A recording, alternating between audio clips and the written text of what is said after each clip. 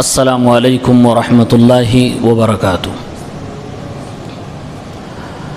الحمد للہ نحمده ونستعینه ونستغفره ونعوذ باللہ من شرور انفسنا ومن سیئات اعمالنا من يهده الله فلا مضل له ومن يضلله فلا هادي له وأشهد أن لا إله إلا الله وحده لا شريك له وأشهد أن محمدًا عبده ورسوله أما بعد فإن خير الحديث كتاب الله وخير الهدي هدي محمد صلى الله عليه وسلم وشر الأمور محدثاتها وكل محدثة بدعة وكل بدعة ضلالة وكل ضلالة في النار۔ اعوذ باللہ من الشیطان الرجیم، بسم اللہ الرحمن الرحیم۔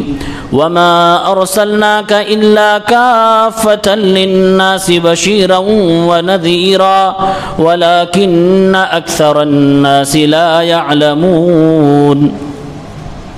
حاضرین مجلس، اسلامی بھائیوں، نوجوان ساتھیوں، عزیز بچوں، پردہ ماں اور بہنوں، اللہ کے نبی جناب محمد عربی صلی اللہ علیہ وسلم کے متعلق علم حاصل کرنا واجب ہے، فرض ہے، عالم کے لیے بھی اور جاہل کے لیے بھی۔ اس مشغول دنیا میں بہت کم ہی لوگوں کو اللہ کی طرف سے یہ توفیق ملتی ہے کہ وہ دین کو پڑھ سکیں، سیکھ سکیں، سمجھ سکیں، سن سکیں، خصوصاً صحیح علم، صحیح مستند اور کتاب و سنت کی دلائل پر مبنی باتیں سننے کا موقع بہت کم ہی ملتا ہے۔ قرآن کی جو آیت میں نے آپ کے سامنے تلاوت کی ہے، اس میں دیکھیے اللہ تعالیٰ نے اپنے نبی کے حوالے سے کیا کہا۔ اے نبی، ہم نے آپ کو ایسا ایسا بنا کے بھیجا ہے، وَلَكِنَّ أَكْثَرَ النَّاسِ لَا يَعْلَمُونَ، لیکن اکثر لوگ نہیں جانتے ہیں۔ یہ بات صحیح ہے کہ اکثر لوگ، امت محمدیہ کے لوگ نبی صلی اللہ علیہ وسلم کے بارے میں نہیں جانتے ہیں، اور جس نبی کو ہم مانتے ہیں اس نبی کو نہ جانیں تو غیر مسلمین کو یا غیروں کو کیسے ہم سمجھا سکتے ہیں کہ ہمارے نبی ایسے اور ہمارے نبی کی فلاں فلاں خصوصیات۔ تو اچھی نیت اور سچی نیت سے ہم اور آپ بیٹھیں، اللہ کے نبی صلی اللہ علیہ وسلم کا تذکرہ ہو رہا ہے، قرآن و سنت کی دلائل کی روشنی میں وہ تذکرہ سنیں، اور یہ ذہن و دماغ میں رہے کہ پہلے ہم اپنی جہالت دور کریں گے اور پھر اس علم کو جو ہمیں ملے گا وہ ہم اپنے بات کے لوگوں تک پہنچائیں گے، اور اللہ تعالیٰ سے دعا کریں کہ رب العالمین ہمیں اور آپ کو ان لوگوں میں شامل فرما دے جن کو دیکھنے کی تمنا ہمارے نبی صلی اللہ علیہ وسلم کیا کرتے تھے۔ ایک صحیح حدیث ہے، صحیح مسلم کی روایت ہے، ابو ہریرہ رضی اللہ عنہ فرماتے ہیں ایک دن اللہ کے نبی صلی اللہ علیہ وسلم قبرستان سے گزرے، آپ نے قبرستان کی زیارت کی دعا پڑھی اور اس کے بعد آپ نے فرمایا وَدِدْتُ أَنَا قَدْ رَأَيْنَا إِخْوَانَنَا، میری تمنا ہے کہ میں اپنے بھائیوں کو دیکھوں، میری تمنا ہے کہ میں اپنے بھائیوں کو دیکھوں۔ صحابہ نے کہا اَوَلَسْنَا إِخْوَانَكَ یا رسول اللہ، اے اللہ کے نبی کیا ہم آپ کے بھائی نہیں ہیں؟ آپ صلی اللہ علیہ وسلم نے فرمایا انتم اصحابی، تم تو میرے صحابہ ہو، وَإِخْوَانُنَا الَّذِينَ لَمْ يَأْتُوا بَعْدُ، ہمارے بھائی جن کے دیکھنے کی تمنا میں اس وقت کر رہا ہوں وہ لوگ ہوں گے جو ابھی آئے ہی نہیں ہیں، بعد میں آنے والے، مجھ پر ایمان لانے والے وہ ہیں جن کو میں دیکھنے کی تمنا کر رہا ہوں۔ صحابہ نے پوچھا کیف تعرف من لم یأت بعد من امتک یا رسول اللہ، آپ کا وہ امتی جو ابھی آیا ہی نہیں ہے آپ اس کو کیسے پہچان لیں گے؟ آپ صلی اللہ علیہ وسلم نے پھر فرمایا کہ اس امت محمدیہ کے لوگوں کو ایک خاص پہچان اللہ تعالیٰ دے گا، وضو کرنے کے بعد وضو کے آثار کی وجہ سے اس کی پیشانی چمک رہی ہوگی اور اس کے اعضائے وضو چمک رہے ہوں گے، اس کے ذریعے سے میں پہچان لوں گا کہ یہ میرا امتی ہے۔ تو اللہ تعالیٰ سے دعا کریں رب العالمین ہمیں ان لوگوں میں شمار کرے جن کو دیکھنے کی تمنا ہمارے نبی صلی اللہ علیہ وسلم کیا کرتے تھے۔ ظاہر سی بات ہے ان لوگوں میں شمار ہونے کے لیے سب سے پہلے نبی پر کما حقہ ایمان لانا ضروری ہے۔ ان لوگوں میں شمار ہونے کے لیے نبی کو دیکھنے کی تمنا ہونی ضروری ہے، نبی کا علم ہمارے دلوں میں ہو، ہمارے دماغ میں ہو، یہ ضروری ہے۔ دوسری حدیث میں ہمارے نبی نے فرمایا من اشد امتی لی حبا، میری امت میں سب سے زیادہ مجھ سے محبت کرنے والے وہ لوگ ہوں گے یکونون بعدی، جو میرے بعد دنیا میں آئیں گے، یود احدہم لو رآنی باہلہ ومالی، ان میں سے لوگ یہ تمنا کریں گے کہ میں اپنے نبی کو دیکھ لوں۔ تو ادھر نبی تمنا فرما رہے ہیں صلی اللہ علیہ وسلم، اور ادھر پہچان بتائی کہ یہ لوگ تمنا کر رہے ہوں گے کہ رسول کو صلی اللہ علیہ وسلم کو دیکھ لیں۔ یقین جانیں جب تک نبی کو ہم جانیں گے نہیں یہ تمنا دل میں پیدا ہو ہی نہیں سکتی ہے۔ لہٰذا نبی پاک صلی اللہ علیہ وسلم کے متعلق علم حاصل کرنا نہایت ہی ضروری ہے۔ آج ہمارے بچے نہ جانے کس کس کے تعلق سے علم حاصل کر رہے ہیں، اور جانے اور انجانے میں ان تک علم پہنچایا جا رہا ہے، جھوٹی کہانیاں پہنچائی جا رہی ہیں، جھوٹی سٹوریز پہنچائی جا رہی ہیں۔ ہمیں اور آپ کے پاس اتنی پیاری اور مقدس شخصیت کی تاریخ اور سیرت اور ہسٹری موجود ہے، لیکن افسوس کہ نہ ہمیں پتہ ہے، نہ ہم اپنے بچوں کو سوتے وقت اپنے نبی کی واقعات بتا سکتے ہیں، نہ اپنے نبی کے تعلق سے 10 منٹ اپنے بچے کے سامنے بولنے کی صلاحیت رکھتے ہیں۔ یہ آج ہماری اور آپ کی حالت ہے۔ اللہ تعالی ہم سب کو علم نافع عطا فرمائے۔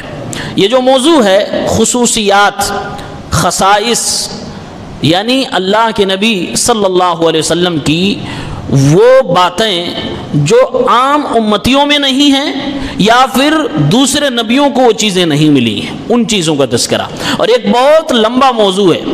امام سیوطی رحمۃ اللہ علیہ نے الخصائص الکبریٰ نامی کتاب لکھی 3 جلدوں میں، جس میں صرف انہی چیزوں کو بیان کیا، لیکن اس کے اندر بہت ساری موضوع اور ضعیف اور باطل روایتیں موجود ہیں۔ شیخ البانی رحمۃ اللہ علیہ نے اس کی تلخیص کی اور اس پر حکم بھی لگایا ہے۔ اسی طرح سے نبی کریم صلی اللہ علیہ وسلم کی خصوصیات پر بدایت الصول نام کی ایک کتاب بھی لکھی گئی، جس میں صحیح احادیث کو جمع کیا گیا۔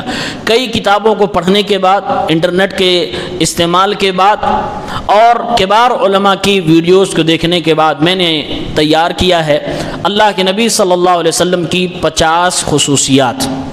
میں بہت ہی اختصار کے ساتھ سردن آپ کے سامنے پیش کر رہا ہوں، سنیں کہ ہمارے نبی صلی اللہ علیہ وسلم کو کیا کیا خصوصیات حاصل تھی۔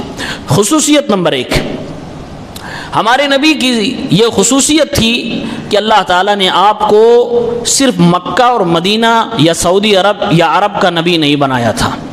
جہاں تک دنیا میں انسان بستے ہیں، جہاں تک جناتوں کی آبادی ہے، جسے آپ کہہ سکتے ہیں کہ یہاں پر جیون سمبھو ہے، وہاں تک کے لیے ہمارے نبی صلی اللہ علیہ وسلم نبی بنا کر بھیجے گئے۔ اللہ تعالیٰ نے فرمایا وَمَا أَرْسَلْنَاكَ إِلَّا كَافَّةً لِلنَّاسِ بَشِيرًا وَنَذِيرًا، اے نبی ہم نے آپ کو ساری دنیا کے لوگوں کے لیے ڈرانے والا اور خوشخبری دینے والا بنا کر بھیجا ہے۔ اور اللہ کے نبی صلی اللہ علیہ وسلم نے اپنی حدیث پاک کے اندر بھی ارشاد فرمایا کل نبی یبعث الی قومہ خاصہ، ہر نبی اپنے قوم کی طرف خاص طور سے بھیجا جاتا تھا۔ وبعثت الی احمر واسود، لیکن اللہ نے جب مجھے نبی بنا کر بھیجا تو اللہ نے مجھے کالے اور گورے سفید ہر رنگ کے لوگوں کے لیے نبی بنا کر بھیج دیا، یعنی کہ ساری دنیا کے لیے نبی بنا کر اللہ تعالیٰ نے اپنے نبی محمد الرسول اللہ صلی اللہ علیہ وسلم کو بھیجا۔ یہ ہمارے نبی کی بہت ہی نمایاں خصوصیت ہے۔ خصوصیت نمبر 2، اللہ تعالیٰ نے دنیا میں جتنے نبیوں کو بھیجا، رسولوں کو بھیجا، ایک روایت پر استناد کرتے ہوئے بتایا جاتا ہے کہ 1.25 لاکھ انبیاء آئے۔ جتنے بھی انبیاء دنیا میں رسول آئے ہیں، سارے رسولوں میں اللہ تعالیٰ نے اپنے نبی جناب محمد عربی صلی اللہ علیہ وسلم کو افضل بنایا تھا۔ تو نبیوں کی جو امتیں ہیں بدرجہ اولا اس سے افضل اور اعلیٰ ہمارے نبی صلی اللہ علیہ وسلم کا مقام و مرتبہ ہے۔ اللہ نے قرآن میں ایک حقیقت سے انکشاف کیا ہے کہ جب بھی کسی نبی کو دنیا میں بھیجنا ہوتا تھا تو اللہ تعالیٰ اس نبی سے وعدہ لیتا تھا، اگر تمہاری زندگی میں میرے آخری پیغمبر آ گئے تو تمہاری ذمہ داری ہے کہ تم ان پر ایمان لاؤ گے اور ان کی مدد کرو گے۔ قرآن میں ذکر ہے سورہ آل عمران کی آیت نمبر 81، اللہ نے فرمایا وَإِذْ أَخَذَ اللَّهُ مِيثَاقَ النَّبِيِّينَ لَمَا آتَيْتُكُم مِّن كِتَابٍ وَحِكْمَةٍ ثُمَّ جَاءَكُمْ رَسُولٌ مُّصَدِّقٌ لِّمَا مَعَكُمْ، پھر تمہارے پاس وہ رسول آ جائے جو تمہاری باتوں کی تصدیق کرے، لَتُؤْمِنُنَّ بِهِ وَلَتَنصُرُنَّهُ، تو تمہیں ضرور اس پر ایمان لانا ہوگا اور اس کی مدد کرنی ہوگی۔ قَالَ أَأَقْرَرْتُمْ وَأَخَذْتُمْ عَلَى ذَلِكُمْ إِصْرِي، اے میرے نبی جو تمہیں میں زمین پر بھیج رہا ہوں کیا میرے اس وعدے کا اقرار کر رہے ہو؟ ان نبیوں نے کہا ہاں اللہ تعالی ہم نے اقرار کر دیا۔ اللہ نے فرمایا فاشهدوا وانا معكم من الشاهدين، گواہ بن جاؤ میں بھی تمہارے ساتھ گواہ بن جاتا ہوں۔ اتنا بڑا مقام ہمارے نبی کو ملا ہے، امام الانبیاء امام المرسلین، اسی لیے رسول پاک صلی اللہ علیہ وسلم کو کہا جاتا ہے۔ اسی لیے ہمارے نبی جب معراج پہ گئے تو نبیوں کی امامت کے لیے نبی کو بڑھایا گیا۔ آپ صلی اللہ علیہ وسلم نے سارے نبیوں کی امامت کرائی۔ اس کا مطلب یہ ہوتا ہے کہ امامت کرنے والا شخص عام طور سے دوسرے لوگوں سے افضل ہوتا ہے۔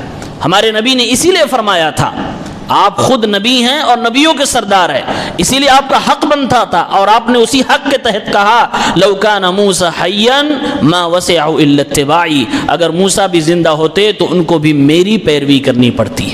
یہ آپ کو حق حاصل تھا کہ آپ سارے نبیوں میں افضل تھے، اس لیے آپ نے فرمایا۔ خصوصیت نمبر 3، ہمارے نبی صلی اللہ علیہ وسلم پر آ کر نبوت کا دروازہ بند ہو جاتا ہے، آپ کے بعد کوئی نبی نہیں ہے۔ قرآن میں اللہ نے اس کو بھی بیان کیا، ما کان محمد ابا احد من رجالکم ولکن رسول اللہ وخاتم النبیین۔ اللہ تعالیٰ نے محمد الرسول اللہ صلی اللہ علیہ وسلم کو خاتم النبیین بنایا۔ اللہ کے نبی نے اس کو اپنے الفاظ میں یوں بیان فرمایا وَخُتِمَ بِيَ النَّبِيُّونَ، مجھ پر آ کر نبوت اور رسالت ختم ہو جاتی ہے، میں آخری نبی ہوں، میں آخری رسول ہوں، میرے بعد کوئی رسول کوئی نبی نہیں۔ لا نبی بعدی، میرے بعد کوئی نبی نہیں ہوگا۔ اگر میرے بعد کسی کو نبی بنانا ہوتا تو اللہ تعالیٰ حضرت عمر رضی اللہ تعالیٰ عنہ کو بناتا۔ اس طرح کی باتیں ہمارے نبی صلی اللہ علیہ وسلم نے ارشاد فرمائی۔ تو آپ آخری پیغمبر ہیں، یہ عقیدہ بھی ہمارا ہے۔ آپ کے بعد کوئی بھی چاہے ڈائریکٹلی یا انڈائریکٹلی نبوت کا دعویٰ کرے، ایک مسلمان کے بچے کو بغیر کسی تردد کے کہنا چاہیے کہ سامنے والا جھوٹا ہے، کذاب ہے، مکار ہے، دجال ہے، یہ نبی نہیں ہو سکتا۔ میرے نبی تو آخری نبی تھے، یہ آپ کی خصوصیت تھی، اور اگر کوئی نبوت کا دعویٰ کرے ان کے بعد تو گویا کہ وہ اس خصوصیت پہ ڈاکہ زنی ڈال رہا ہے۔ خصوصیت نمبر 4، سارے انبیاء کل قیامت کے دن جب اللہ رب العالمین کی بارگاہ میں ہوں گے تو سارے انبیاء اپنے فالوورز اور اپنے امتی کو لے کر فخر کریں گے کہ میری تعداد زیادہ ہے، میری تعداد زیادہ ہے۔ اور یقین مانیں سب سے آخری پیغمبر جناب محمد ربی صلی اللہ علیہ وسلم ہے، لیکن سب سے زیادہ تعداد آپ کے امتیوں کی ہوگی۔ آپ صلی اللہ علیہ وسلم نے خود کہا، صحیح مسلم کی روایت ہے، انا اکثر الانبیاء تبعا یوم القیامہ، قیامت کے دن سارے نبیوں میں سب سے زیادہ میری امت کے لوگ ہوں گے، سب سے زیادہ میرے متبع اور میرے پیروکار پائے جائیں گے، کیونکہ آپ کو اللہ نے نبی بنایا اور قیامت تک کوئی نبی آنے والا نہیں۔ جتنے بھی مسلمان پیدا ہوں گے ایمان والے، وہ کل قیامت کے دن ہمارے نبی صلی اللہ علیہ وسلم کے امتی ہوں گے۔ خصوصیت نمبر 5، اللہ کے نبی جوامع الکلم پا چکے تھے۔ جوامع الکلم یعنی آپ مختصر گفتگو کرتے، معنی بہت سارا نکلتا تھا، اور یہ بات ہمارے نبی صلی اللہ علیہ وسلم نے خود فرمائی ہے۔ فرمایا بُعِثْتُ بِجَوَامِعِ الْكَلِمِ وَنُصِرْتُ بِالرُّعْبِ، مجھے جوامع الکلم کے ساتھ مبعوث کیا گیا، نبی بنایا گیا، یعنی میں تھوڑا بولوں گا لیکن میری باتوں کا بہت زیادہ معنی نکلے گا۔ مثال دیکھیے، اللہ کے نبی صلی اللہ علیہ وسلم نے فرمایا الوالد اوسط ابواب الجنہ، باپ جنت کے دروازوں میں سے سب سے بیچ کا دروازہ ہے۔ پوری شریعت اسلامیہ میں دیکھ لیجئے یا دنیا کے دیگر مذاہب کو دیکھ لیجئے، اگر باپ کا رتبہ پوچھنا ہے نبی پاک صلی اللہ علیہ وسلم کی یہ حدیث پاک ساری کی ساری کتابوں پر اور سارے کے سارے لیکچرز پر بھاری ہو جائیں گے کہ نبی نے فرمایا باپ کو اللہ نے جنت کے دروازوں میں سے بیچ کا دروازہ بنا دیا۔ بات بہت چھوٹی ہے لیکن اس سے بڑا مقام و مرتبہ باپ کا ہے بتانے کے لیے کوئی آپ کے پاس سنٹینس نہیں ملے گا۔ اللہ کے نبی نے فرمایا توبہ کیا ہے؟ فرمایا الندم توبہ، شرمندگی ہی تو توبہ ہے۔ اگر آپ توبہ کر رہے ہیں اور آپ کو کوئی لاج حیا شرم نہیں، توبہ بے معنی ہے، کوئی مطلب کی بات نہیں۔ اس لیے اللہ کے نبی نے مختصر جملے میں فرما دیا کہ توبہ کسے کہتے ہیں۔ اللہ کے نبی صلی اللہ علیہ وسلم نے اخلاق کی جب مثال دی تو آپ نے فرمایا تبسمک فی وجہ اخیک لک صدقہ، اپنے بھائی کے سامنے مسکرا دو، یہ صدقے کی بات ہے، صدقے کا ثواب آپ کو ملے گا۔ من لم یشکر الناس لم یشکر اللہ، جو لوگوں کا شکریہ نہ ادا کرے وہ اللہ کا شکریہ نہیں ادا کرتا۔ یہ سب جوامع الکلم میں سے آپ صلی اللہ علیہ وسلم کی حدیثیں ہیں۔ خصوصیت نمبر 6، 7 اور 8، اللہ کے نبی صلی اللہ علیہ وسلم فرماتے ہیں وَأُحِلَّتْ لِيَ الْغَنَائِمُ وَلَمْ تُحَلَّ لِأَحَدٍ قَبْلِي، میرے لیے، میری امت کے لیے مال غنیمت کو حلال قرار دیا گیا، مجھ سے پہلے کسی کے لیے مال غنیمت حلال نہیں تھا۔ میدان کارزار میں، میدان جنگ میں اپنی جان مال کی بازی لگا کر اعلاء کلمت اللہ کے لیے جو لوگ لڑتے ہیں اور اللہ تعالیٰ انہیں جب کامیاب کرتا ہے تو جو مال آتا ہے اسے مال غنیمت کہتے ہیں۔ اللہ کے نبی فرماتے ہیں پہلے کی امتوں کے لیے یہ حلال نہیں تھا، سب کچھ چھوڑنا پڑتا تھا، لیکن اللہ نے میری امت کے لیے اور میرے لیے اس مال غنیمت کو حلال قرار دیا ہے۔ اسی حدیث میں آپ نے فرمایا وَجُعِلَتْ لِيَ الْأَرْضُ طَيِّبَةً طَهُورًا وَمَسْجِدًا، اللہ رب العالمین نے اس روئے زمین کو میرے لیے پاک بھی بنایا ہے، پاک کرنے والی بھی بنایا ہے اور سجدہ گاہ بھی بنایا ہے، یعنی یہ مٹی بھی پاک ہے اور اس سے اگر تیمم کریں تو ہم بھی پاک ہو سکتے ہیں اور یہاں ہم سجدہ بھی کر سکتے ہیں۔ اسی لیے آپ نے فرمایا فَأَيُّمَا رَجُلٍ أَدْرَكَتْهُ الصَّلَاةُ صَلَّى حَيْثُ كَانَ، میرا کوئی بھی امتی جو نماز کا وقت ہو جائے اسے مسجد نہ ملے تو یہ بہانہ نہ کرے مسجد نہیں تھی، نماز نہیں پڑھ سکتا تھا، جہاں بھی نماز کا وقت ہو جائے اللہ تعالیٰ نے اس زمین کو میری امت کے لیے پاک بنا دیا ہے، پانی نہیں ہے تو اسی مٹی سے طہارت کر لے، اسی مٹی سے تیمم کر کے نماز پڑھ لے۔ اللہ کے نبی نے فرمایا یہ میری امت کی خصوصیت ہے، یہ میری خصوصیت ہے۔ اور آپ نے فرمایا وَنُصِرْتُ بِالرُّعْبِ بَيْنَ يَدَيْ مَسِيرَةِ شَهْرٍ، اللہ نے اتنا دبدبہ میرے نبی کو عطا فرمایا تھا کہ آپ اپنے دشمن کی طرف ارادہ فرماتے 1 مہینے کی دوری سے ہی دشمن آپ کا نام، آپ کا تذکرہ سن کے کانپتا تھا، تھراتا تھا، وہ روب و دبدبہ اللہ تعالیٰ نے عطا فرمایا تھا۔ یہ بھی ہمارے نبی صلی اللہ علیہ وسلم کی خصوصیت ہے۔ آپ ذرا سوچئے اس کے لیے، اس پاور کے لیے لوگ کیا نہیں کرتے ہیں کہ لوگ میرا نام سن کے ڈر جائیں، میرا یہ جلوہ ہو، میرا یہ، اللہ کے نبی کو اللہ تعالیٰ نے قدرتی طور سے وہ عطا فرمایا تھا۔ اگر آپ اپنی آواز میں کہہ دیں میرا مددگار اللہ، سامنے اگر کوئی تلوار لے کر کھڑا ہو، میرے نبی نہتے ہوں، اس کے ہاتھ کانپ جاتے تھے اور تلواریں زمین پہ گر جاتی تھی۔ یہ دبدبہ اللہ تعالیٰ نے، یہ روب آپ کو عطا فرمایا تھا۔ خصوصیت نمبر 9، قیامت کے دن اللہ تعالیٰ آپ کو شفاعت کا حق عطا فرمائے گا۔ اللہ کے نبی صلی اللہ علیہ وسلم سب سے بڑی شفاعت فرمائیں گے۔ سارے انبیاء جب اپنی امت کے لوگوں سے منع کر دیں گے کہ میں شفاعت نہیں کر سکتا، تو ہمارے نبی صلی اللہ علیہ وسلم شفاعت کبریٰ فرمائیں گے۔ اللہ کے نبی صلی اللہ علیہ وسلم فرماتے ہیں، عبداللہ بن عمر حدیث کے راوی کہتے ہیں ان الناس یسیرون یوم القیامت جسا، اللہ کے نبی نے فرمایا قیامت کے دن لوگ گروہ بنا بنا کے چل رہے ہوں گے، کل امت تتبع نبیہا، ہر امتی، ہر گروہ کے لوگ اپنے نبی کو آگے کر کے چل رہے ہوں گے اور یہ کہہ رہے ہوں گے یا فلان اشفا، اے فلاں نبی ہماری شفاعت کر دیجئے، اے فلاں نبی ہماری شفاعت کر دیجئے، یہاں تک کہ ہمارے نبی صلی اللہ علیہ وسلم کے پاس پہنچ جائیں گے۔ اللہ کے نبی فرماتے ہیں فَذَلِكَ يَوْمَ يَبْعَثُهُ اللَّهُ الْمَقَامَ الْمَحْمُودِ، پھر یہی وہ وقت ہوگا کہ اللہ تعالیٰ اپنے نبی کو مقام محمود عطا فرمائے گا، یعنی شفاعت کبریٰ کا حق عطا فرمائے گا۔ اور اللہ کے نبی کا شفاعت کرنا، یہ ہمارے نبی نے اپنی امت کو ترجیح دی ہے اپنے اوپر۔ کیسے؟ اللہ کے نبی خود فرماتے ہیں اللہ نے ہر نبی کو ایک موقع دیا کہ آپ ایک ایسی دعا مانگیے جو ہر حال میں ہم قبول کریں گے۔ اللہ کے نبی فرماتے ہیں سارے نبیوں نے وہ دعائیں مانگ لی، لیکن میں نے وہ دعا اپنی امت کے لوگوں کے لیے بچا کے رکھی ہے۔ فتعجل كل نبي دعوته وإن اختبأت دعوتي شفاعة لأمتي. میں نے وہ آفر بچا کے رکھا ہے، اپنی امت کے لیے بچا کے رکھا ہے. اور دوسری روایت میں اللہ کے نبی یہ بھی فرماتے ہیں کہ اللہ نے مجھے آپشن دیا کہ اے نبی صلی اللہ علیہ وسلم آپ کی آدھی امت کو جنت میں ڈال دوں یا پھر آپ کو شفاعت کا پاور دے دوں، آپ کو کیا چاہیے؟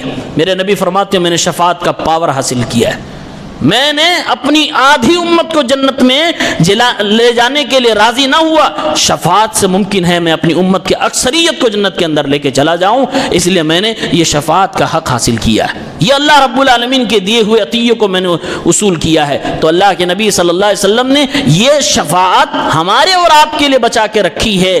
آج اسی نبی کی سنتوں کی دھجیاں اڑاتے ہیں، آج اسی نبی کی بات ماننے سے ہم کتراتے ہیں جس نبی نے اپنے لیے نہیں امت کے لیے شفاعت کبریٰ جو اللہ کی طرف سے خصوصی آپ کو عطا کیا جانے والا ہے ہمارے اور آپ کے لیے بچا کے رکھا.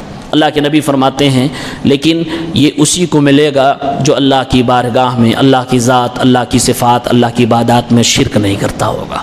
مشرکوں کے لیے میں شفاعت نہیں کروں گا، یہ اللہ کے نبی نے وضاحت کر دی. خصوصیت نمبر 10، قرآن کریم پورا کا پورا معجزہ ہے. قرآن کریم کی مخصوص سورۃ الفاتحہ اور سورہ بقرہ کی آخری آیتیں، یہ اسپیشل ایک فرشتہ لے کر زمین پر آیا تھا. یہ بھی ہمارے نبی کی خصوصیت ہے. عبداللہ بن عباس فرماتے ہیں جبرائیل علیہ السلام اللہ کے نبی کے پاس بیٹھے تھے، اچانک آسمان سے ایک آواز سنائی دی. حضرت جبرائیل نے سر اپنا اوپر اٹھایا اور فرمایا ھذا باب من السماء فتح اليوم لم يفتح قط الا اليوم. یہ آسمان کے ایک دروازہ ہے جس کے کھلنے کی آواز تمہیں سنائی دی ہے، آج سے پہلے یہ آسمان کا دروازہ نہیں کھولا گیا تھا. اسی دروازے سے ایک فرشتہ نازل ہوا ہے جو فرشتہ اس سے پہلے نازل نہیں ہوا تھا. وہ فرشتہ آتا ہے اور سلام کرتا ہے، اس کے بعد اللہ کے نبی صلی اللہ علیہ وسلم سے مخاطب ہو کے ڈائریکٹ کہتے ہیں ابشر بنورین اوتیتہما لم یؤتہما نبی قبلک. اے اللہ کے آخری نبی جناب محمد عربی صلی اللہ علیہ وسلم، دو نور کی بشارت میں آپ کو دیتا ہوں، بشارت قبول فرمائیے. اللہ تعالیٰ نے یہ دونوں نور آپ کو عطا فرمائے، آپ سے پہلے کسی نبی کو یہ چیزیں نہیں دی گئیں. فاتحۃ الکتاب و خواتم سورۃ البقرہ، سورۃ الفاتحہ اور سورہ بقرہ کی آخری آیتیں، یہ دو ایسے نور ہیں جو اللہ کے نبی سے پہلے کسی نبی کو بھی نہیں دی گئیں، آج ہمارے پاس. لیکن افسوس سورہ فاتحہ یاد نہیں، صحیح سے نہیں یاد، معنی نہیں مطلب پتلا. سورہ بقرہ کی آخری آیتیں نہیں یاد ہے. یہ الگ ایک فرشتہ جبرائیل زمین پہ نبی کے پاس موجود ہیں، ایک الگ فرشتہ اس کو لے کے آتا ہے، جبکہ قرآن کی آیت ہے. مطلب یہ کہ جبرائیل بھی لائے، دوبارہ یہ نازل ہو رہی ہے، دوبارہ یہ بشارت دی جا رہی ہے. خصوصیت نمبر 11، اللہ کے نبی صلی اللہ علیہ وسلم کو اللہ تعالیٰ نے جسم کے ساتھ روح کے ساتھ مکمل ایک انسان کی شکل میں، حیت میں، کیفیت میں زمین سے لے کر مکۃ المکرمہ سے لے کر مسجد اقصیٰ اور پھر 7ویں آسمان سدرۃ المنتہا تک کی سیر کرائی ہے. یہ خصوصیت میرے نبی کے علاوہ کسی نبی کو بھی نہیں عطا کی گئی. اس لیے اللہ نے قرآن کریم میں اس واقعے کی طرف جب اشارہ کیا تو فرمایا سبحان الذی یسری بعبدہ لیلا من المسجد الحرام الی المسجد الاقصیٰ. بابرکت ہے وہ ذات، پاک ہے وہ ذات جس نے اپنے بندے کو مسجد حرام سے مسجد اقصیٰ کی راتوں رات سیر کرائی. الذی بارکنا حولہ، یہ مسجد اقصیٰ جہاں پر ہے اس کے ارد گرد ہم نے برکتیں رکھی ہیں. لنریہ من آیاتنا انہ هو السمیع البصیر، اپنی آیات و نشانیاں دکھانے کے لیے یہ سیر کرائی. اور اللہ کے نبی فرماتے ہیں لما عرج بی، جب مجھے معراج کرایا گیا مسجد اقصیٰ سے، پھر اللہ کے نبی صلی اللہ علیہ وسلم آسمانوں کے سفر پہ گئے. تو یہ خصوصیت بھی صرف میرے نبی کو. اور اس مبارک اور محترم بشان سفر پر، جو سفر کسی نبی کو بھی نصیب نہیں ہوا، اللہ نے انعام میرے نبی کو دیا. تو کیا دیا؟ میرے نبی 5 وقت کی نمازیں پڑھیے، اپنی امت کو تعلیم دیجئے، 50 کا ثواب دوں گا. آج جن نمازوں کی ہماری نگاہوں میں اہمیت نہیں باقی بچی، جو سستی اور کاہلی کی وجہ سے ہم دھڑلے سے چھوڑ دیتے، برباد کر دیتے ہیں، انہی نمازوں کو تحفے میں اللہ نے دینے کے لیے میرے نبی کو آسمانوں پہ بلا لیا، براق کی سواری کرا دی اور فرمایا میرے نبی آئے ہو میرے پاس تو یہ تحفہ آپ کو دے رہا ہوں، یہ تحفہ آپ کو معراج میں عطا کیا گیا، اور ثواب 50 کا ہے 5 پڑھنے پر، کیونکہ اللہ نے شروع میں 50 کہا تھا، جب کم کیا گیا میرے نبی کے کہنے پر تو اللہ نے کہا 5 پڑھیے لیکن 50 کا ثواب دوں گا۔ کتنا بڑا اللہ کا احسان ہے۔ آج وہی نمازیں ہم سے چھوٹ رہی ہیں، اللہ تعالی ہم سب کو، ہمارے اہل و عیال کو نمازی بنا دے، آمین۔ خصوصیت نمبر 12، ہمارے نبی صلی اللہ علیہ وسلم کی خصوصیت تھی کہ آپ جب نماز پڑھانے کے لیے مصلی پہ کھڑے ہوتے تھے تو قبلے کی جانب آپ کا چہرہ ہوتا تھا، آپ کو آگے بھی دکھتا تھا پیچھے بھی دکھتا تھا،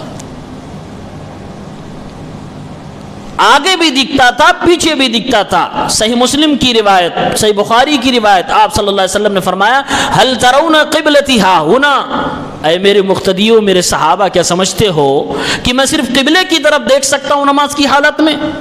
فواللہ ما یخفى علی رکوعکم ولا سجودکم ولا خشوعکم، اللہ کی قسم ہے جب میں امام ہوتا ہوں، نماز پڑھا رہا ہوتا ہوں تو مجھ سے نہ تمہارا رکوع مخفی ہے، نہ تمہارے سجدے مخفی ہیں، نہ تمہارا خشوع مخفی ہے۔ انی لاراکم وراء ظہری، میں اپنے پیٹھ کے پیچھے سے بھی تمہیں دیکھتا ہوں۔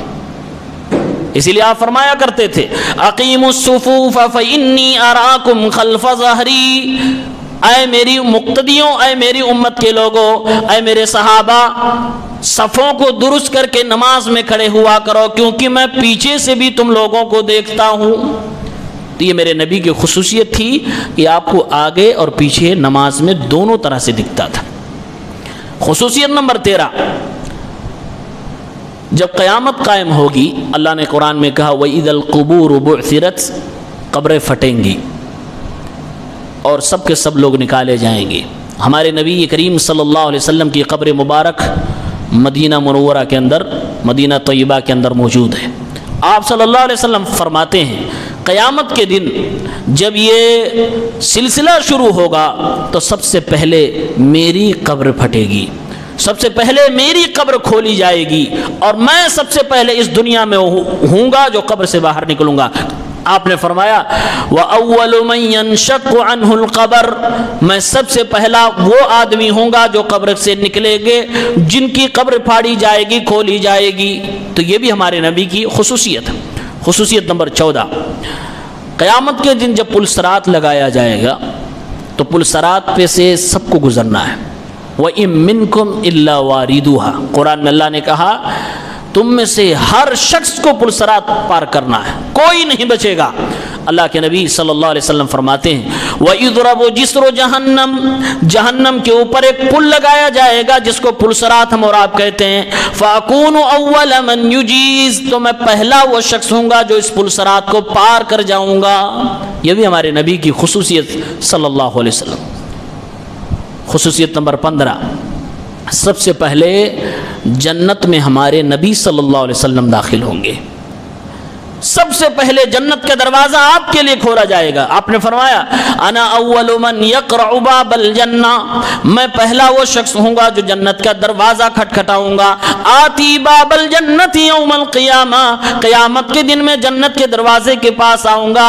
فاستفتحا، اور اس کو کھولنے کے لیے آواز دوں گا، میں اس کو کھٹکھٹاؤں گا۔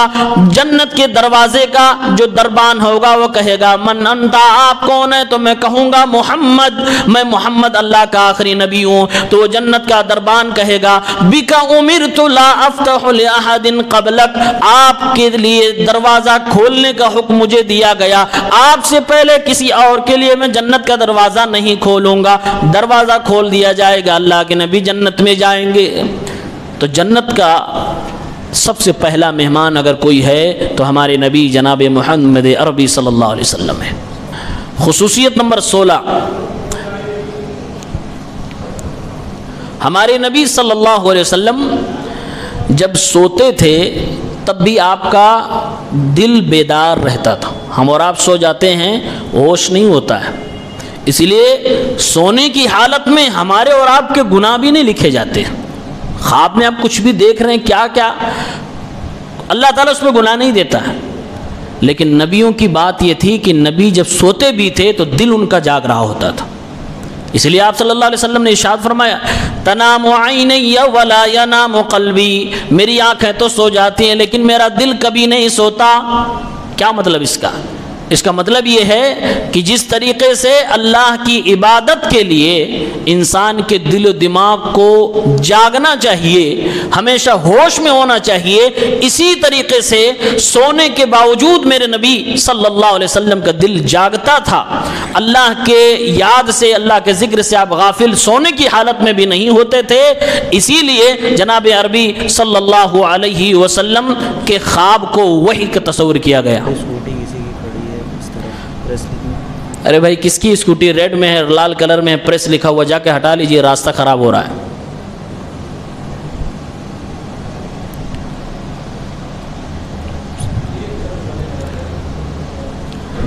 خصوصیت نمبر 17، جب ہم اور آپ سو جاتے ہیں تو ہمارا وضو ٹوٹ جاتا ہے. سونے سے، نوم مستغرق، گہری نیند سے وضو ٹوٹ جاتا ہے. لیکن اللہ کے نبی صلی اللہ علیہ وسلم کے بارے میں صحیح بخاری 138 نمبر پہ ایک روایت ہے. عبداللہ بن عباس فرماتے ہیں ثم استجع، اللہ کے نبی صلی اللہ علیہ وسلم لیٹ گئے، فناما، سو گئے، حتی نفخا، یہاں تک کہ خراٹے لینے لگے. ثم اتاہ المنادی فآذنہ بالصلاۃ، پھر آواز دینے والا آیا اور آپ کو نماز کے لیے آگاہ کیا. فقام معہ الی الصلاۃ، اس کے ساتھ اب اٹھے اور نماز کے لیے گئے. فصلی، اور آپ نے نماز پڑھی. ولم یتوضا، اور آپ نے وضو بھی نہیں کیا. اس سے استنباط کیا علماء کرام نے کہ سونے سے وضو میرے نبی کا نہیں ٹوٹتا تھا. اسی لیے نبی جب سوتے ہیں اور سونے کے وقت میں کوئی خواب ان کو آ جائے، اللہ کی طرف سے آرڈر آ جائے، تو وہ وہی مانا جاتا تھا. ایسے ہی جیسے قرآن کریم کا کوئی آرڈر ہو، جبرائیل کوئی بات لے کر آئے ہوں. اور یاد کریں ابراہیم علیہ السلام نے اپنے بیٹے کو ذبح کرنے کے لیے کس آتھینٹک ریسورس پہ عمل کیا تھا؟ خواب ہی دیکھا تھا. جبرائیل نے آ کر نہیں بتایا تھا کہ آپ کو اللہ نے آرڈر کیا آپ ذبح کریے، خواب دیکھا تھا. نبیوں کا خواب وحی ہوتا ہے. ہمارا اور آپ کا خواب دین کے احکام کے اعتبار سے کوئی اہمیت نہیں ہے. اگر ہم خواب دیکھیں اور اس میں دیکھیں کہ ہمیں کوئی آ کر کہہ رہا کہ کل سے تم نماز نہ پڑھو، ہم نے خواب دیکھا تو اب نماز چھوڑ دیں، نہیں.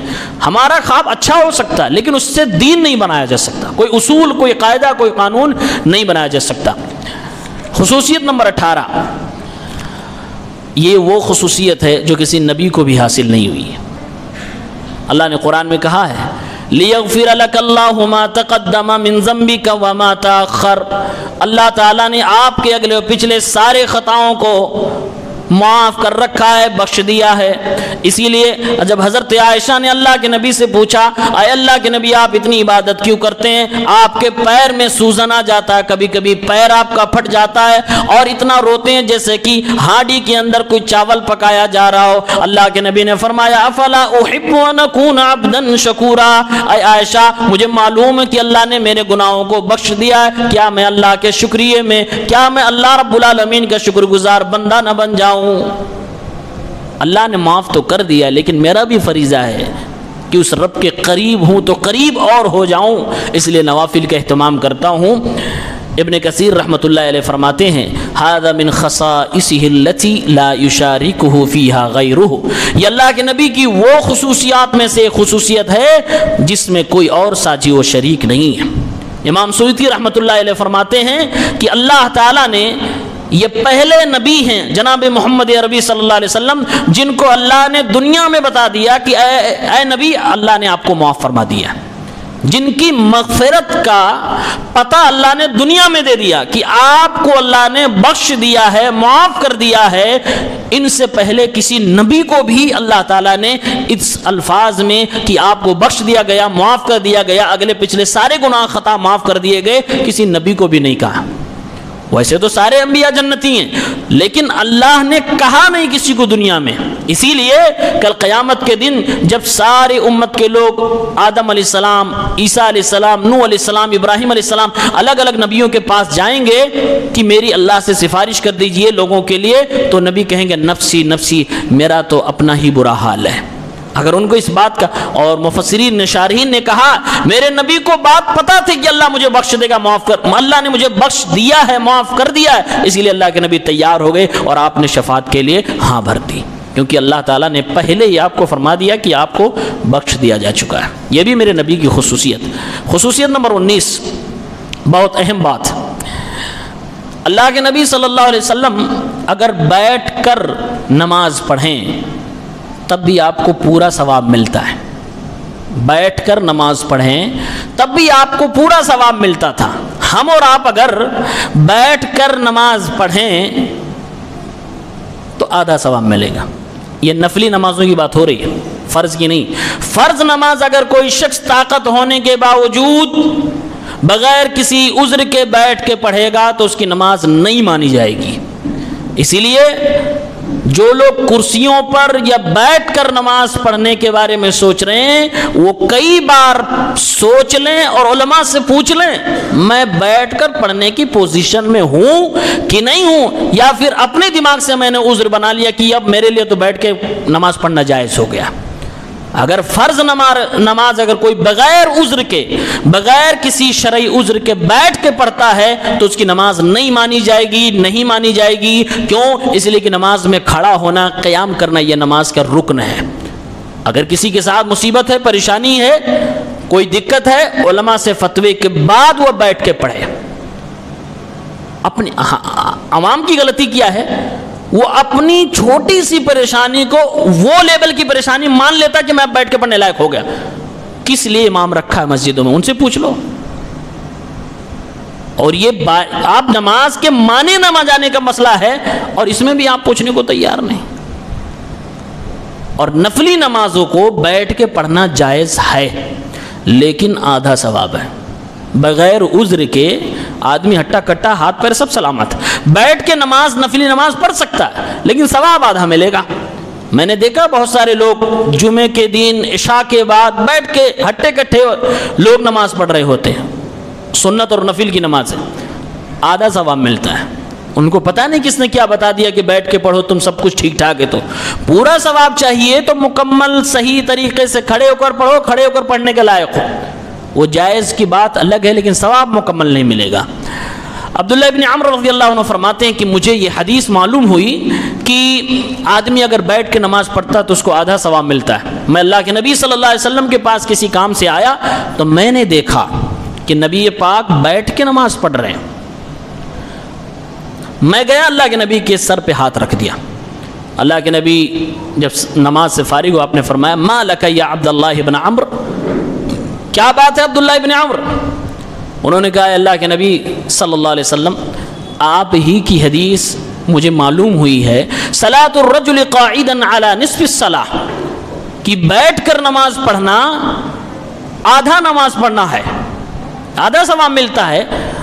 وانت تصلی قاعدا، اور آپ بیٹھ کے نماز پڑھ رہے ہیں۔ سوال بنتا تھا، صحابی نے احترام سے سوال پوچھ لیا۔ اللہ کے نبی نے فرمایا اجل، آپ کی بات صحیح ہے، وَلَكِنِّي لَسْتُ كَأَحَدٍ مِّنْكُمْ، لیکن میں تمہاری طرح تھوڑی ہوں۔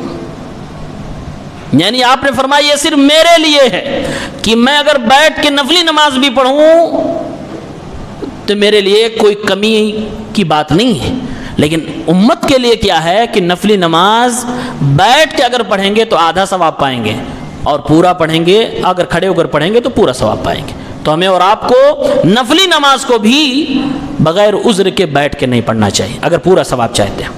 تو یہ اللہ کے نبی کی خصوصیت تھی کہ آپ بیٹھ کے بھی پڑھتے تھے تب بھی آپ کو اللہ پورا ثواب دیتا۔ خصوصیت نمبر 20، اللہ کے نبی صلی اللہ علیہ وسلم کو 30 جوانوں کی طاقت عطا فرمائی گئی تھی۔ آج ایک مرد اپنی طاقت بنانے کے لیے کیا کیا کرتا ہے لیکن نبی کی زندگی نہیں اپناتا ہے، سب کچھ کر رہا ہے، میری باڈی بن جائے، ڈولے شولے نکل جائیں، یہ ہو جائے وہ ہو جائے، 50 کے بجائے 90 سال تک جیوں، یہ کھاؤں وہ کھاؤں، سب کچھ اپنا رہا ہے لیکن نبی کی زندگی نہیں اپنا رہا ہے۔ اور اس میں بھی شامل ہوں، آپ بھی شامل ہیں، اچھے برے سب لوگ شامل ہیں۔ ہمارا کھان پان نہیں صحیح، ہمارا سونا اٹھنے جاگنے کا طریقہ نہیں صحیح۔ اللہ کے نبی صلی اللہ علیہ وسلم کو اللہ تعالیٰ نے 30 مردوں کی طاقت عطا فرمائی تھی۔ اللہ کے نبی کی 12 بیویاں تھیں، ایک دن میں سب سے آپ ملاقات کرتے تھے۔ صحابی کہتے ہیں انس رضی اللہ تعالیٰ عنہ کننا نتحدث انہ اعطی قوت 30، ہم صحابہ آپس میں گفتگو کرتے تھے کہ محمد الرسول اللہ صلی اللہ علیہ وسلم کو اللہ تعالیٰ نے 30 مردوں کی طاقت عطا فرمائی ہے، 30 لوگوں کی طاقت عطا فرمائی ہے۔ یہ ہمارے نبی صلی اللہ علیہ وسلم تھے۔ ہمارے نبی کی زندگی کو پڑھ کے دیکھیے کیسی تھی، کب سوتے تھے، کب جاگتے تھے، کب کھاتے تھے، کب پیتے تھے، کیا کھاتے تھے، کتنا کھاتے تھے۔ طاقتور بننا ہے تو نبی کی زندگی کو بھی لیں۔ آپ طاقتور بننا چاہتے ہیں تو کن لوگوں کو مثال بناتے ہیں؟ یہ فلاں مسٹر ہیں، یہ فلاں مسٹر ہیں، فلاں، کبھی نبی کو دیکھو، ان کے بارے میں پڑھو دیکھو۔ اگر نبی کے طریقے پہ ہم اور آپ سچ میں کھانا پینا شروع کر دیں، ان کے طریقے پہ سونا اٹھنا جاگنا شروع کر دیں اور ان کے طریقے پہ اپنی نگاہوں کو پاک کرنا شروع کر دیں تو انشاءاللہ الرحمن ہم اور آپ بھی طاقتور ہو سکتے ہیں۔ خصوصیت نمبر 21، اللہ کے نبی کی خصوصیت یہ بھی ہے کہ اگر کوئی شخص ان کو خواب میں دیکھ لے، اور جیسا کتابوں میں صحیح احادیث سے بتایا گیا کہ میرے نبی کا یہ حلیہ مبارک تھا، اور اسی حلیے میں خواب میں دیکھ لے تو میرے نبی فرماتے ہو مجھے سچ مچ دیکھ رہا ہے۔ اللہ کے نبی کی حدیث ہے، اللہ کے نبی نے فرمایا من رآنی فی المنام فقد رآنی، جس نے مجھے خواب میں دیکھا اس نے مجھے دیکھ لیا۔ فإن الشیطان لا يتمثل فی صورتی، کیونکہ شیطان میری شکل و صورت میں نہیں آ سکتا۔ ومن کذب علی متعمدا فلیتبوأ مقعدہ من النار، اور جو میرے اوپر جان بوجھ کے جھوٹ بولے وہ اپنا ٹھکانہ جہنم بنا لے۔ مطلب یہ ہوا خواب میں جو ہم اور آپ کبھی اس کو کبھی اس کو دیکھتے ہیں اور صبح اٹھ کے خوش ہو رہے ہوتے ہیں آج فلاں ہمارے خواب میں آیا تھا، بہت ممکن ہے کہ شیطان آیا، بلکہ یہی ہوتا ہے، اور آدمی خوشی خوشی بتا رہا آج تم کو میں نے اپنے خواب میں دیکھا تھا۔ بہت ممکن ہے کہ شیطان آ رہا ہو۔ میرے نبی فرما رہے ہیں کہ میری شکل و صورت شیطان بھی نہیں بنا سکتا ہے، میری شکل و صورت میں شیطان بھی نہیں آ سکتا۔ اس لیے خواب میں اگر کسی نے مجھے دیکھا تو مجھے سچ میں دیکھا۔ شرط کیا ہے؟ شرط یہ ہے کہ سچ میں آپ نے نبی کو نبی کے حلیے میں دیکھا ہو۔ ایسا ہو سکتا ہوا بھی ہے کہ بہت سارے لوگوں کو خواب میں کوئی آیا اسلامی پوشاک میں اور اس نے کہا کہ میں نبی ہوں، اس بندے کو پتہ نہیں تھا میرے نبی ہیں کیسے، اور سچ میں وہ نبی نہیں تھے، نبی کی شکل بھی نہیں تھی، نبی کا حلیہ بھی نہیں تھا، وہ شیطان تھا، دوسری شکل میں تھا، لیکن سامنے والے کو جاہل کو بتا دیا کہ میں نبی ہوں۔ اب یہ آدمی خوش ہے کہ میں نے نبی کو خواب میں دیکھ لیا۔ اس لیے علماء نے کہا ہے کہ جانو اپنے نبی کے بارے میں، اپنے نبی کا حلیہ بھی جانو، اپنے نبی کے جسم مبارک کو پڑھو، آپ کے کپڑے کیسے تھے، داڑھی کیسی تھی، شکل و صورت کیسی تھی، رنگ کیسا تھا، تاکہ کبھی خواب دیکھو تو شیطان دھوکہ نہ دینے پائے۔ اللہ تعالی ہم سب کو نبی کریم صلی اللہ علیہ وسلم کا دیدار نصیب فرمائے۔ خصوصیت نمبر 22، قیامت کے دن اللہ تعالیٰ ایک جھنڈا اپنے نبی کو دے گا جس کو لواء الحمد کہتے ہیں۔ اس جھنڈے کے نیچے سارے انبیاء ہوں گے اور تمام نبی صلی اللہ علیہ وسلم کے پیروکار ہوں گے۔ فرمایا اللہ کے نبی نے وَأُعْطَى لِوَاءُ الْحَمْدِ وَلَا فَخْرُ، مجھے لواء الحمد جھنڈے کا نام مجھے یہ عطا کیا جائے گا، مجھے کوئی اس بات کی فخر نہیں۔ وَمَا مِن نَبِيٍّ يَوْمَئِذٍ آدَمُ فَمَنْ سِوَاهُ إِلَّا تَحْتَ لِوَائِي، کوئی نبی ایسا نہیں ہوگا اس دن، آدم سے لے کر ان کے بعد جتنے دنیا میں نبی آئے سب کے سب میرے اسی جھنڈے کے نیچے ہوں گے۔ وہاں تو نبی کا جھنڈا اور نبی کے جھنڈے کے نیچے سارے انبیاء، اور یہاں کچھ مسلمان کسی اور کے جھنڈے کے نیچے جانے کی تمنا کر رہے ہیں اور فخر بھی کر رہے ہیں کہ ہم ان کے جھنڈے کے نیچے ہوں گے، ہم ان کے جھنڈے کے نیچے ہوں گے۔ اہل حدیثوں خوش ہو جاؤ، ہم اور آپ کا امام محمد الرسول اللہ صلی اللہ علیہ وسلم ہے، انشاءاللہ الرحمن ہم اسی جھنڈے کے نیچے ہوں گے۔ اللہ تعالی ہم سب کو اس میں بنائے، آمین۔ خصوصیت نمبر 23، قبر میں کسی اور نبی کے بارے میں سوال نہیں ہونے والا، صرف ہمارے نبی صلی اللہ علیہ وسلم کے بارے میں سوال ہوگا۔ مسند احمد کی روایت ہے، وہ تو مشہور ہے کہ پوچھا جائے گا من نبیک، تیرا نبی کون ہے؟ بعض روایات میں الفاظ چینج ہے اور اس میں یہ کہا جائے گا ما کنت تقول فی ھذا الرجل، اس آدمی کے بارے میں تم کیا کہتے ہو؟ ما ھذا الرجل الذی کان فیکم، جو آپ کے تمہارے درمیان یہ نبی بنا کر بھیجا گیا تھا، اس کے بارے میں تم کیا کہتے ہو؟ اگر نیک انسان ہوگا تو کہے گا ہوا عبد اللہ و رسولہ، وہ اللہ کے بندے اور اللہ کے رسول ہیں، اشہد اللہ الہ الا اللہ وان محمدا عبدہ و رسولہ، یہ بات کہے گا، اور اس کے بعد اس کو قبر کے اندر دلہن کی طرح سلا دیا جائے گا اور وہ جنت کی کھڑکیاں اس کے قبر کے اندر کھول دی جائیں گی۔ تو قبر میں صرف ہمارے نبی صلی اللہ علیہ وسلم کے تعلق سے پوچھا جائے گا، کسی اور نبی کے بارے میں نہیں، کسی اور انسان کے بارے میں نہیں۔ رب تمہارا کون، نبی تمہارے کون، دین تمہارا کون، تینوں میں دیکھی اگر کوئی انسانوں میں سے کوئی ہے تو ہمارے نبی ہے، ادھر خالق ہے، ادھر خالق کا پسندیدہ دین ہے، اور اگر بیچ میں کوئی ہے تو ہمارے نبی صلی اللہ علیہ وسلم جن کے تعلق سے پوچھا جا رہا ہے۔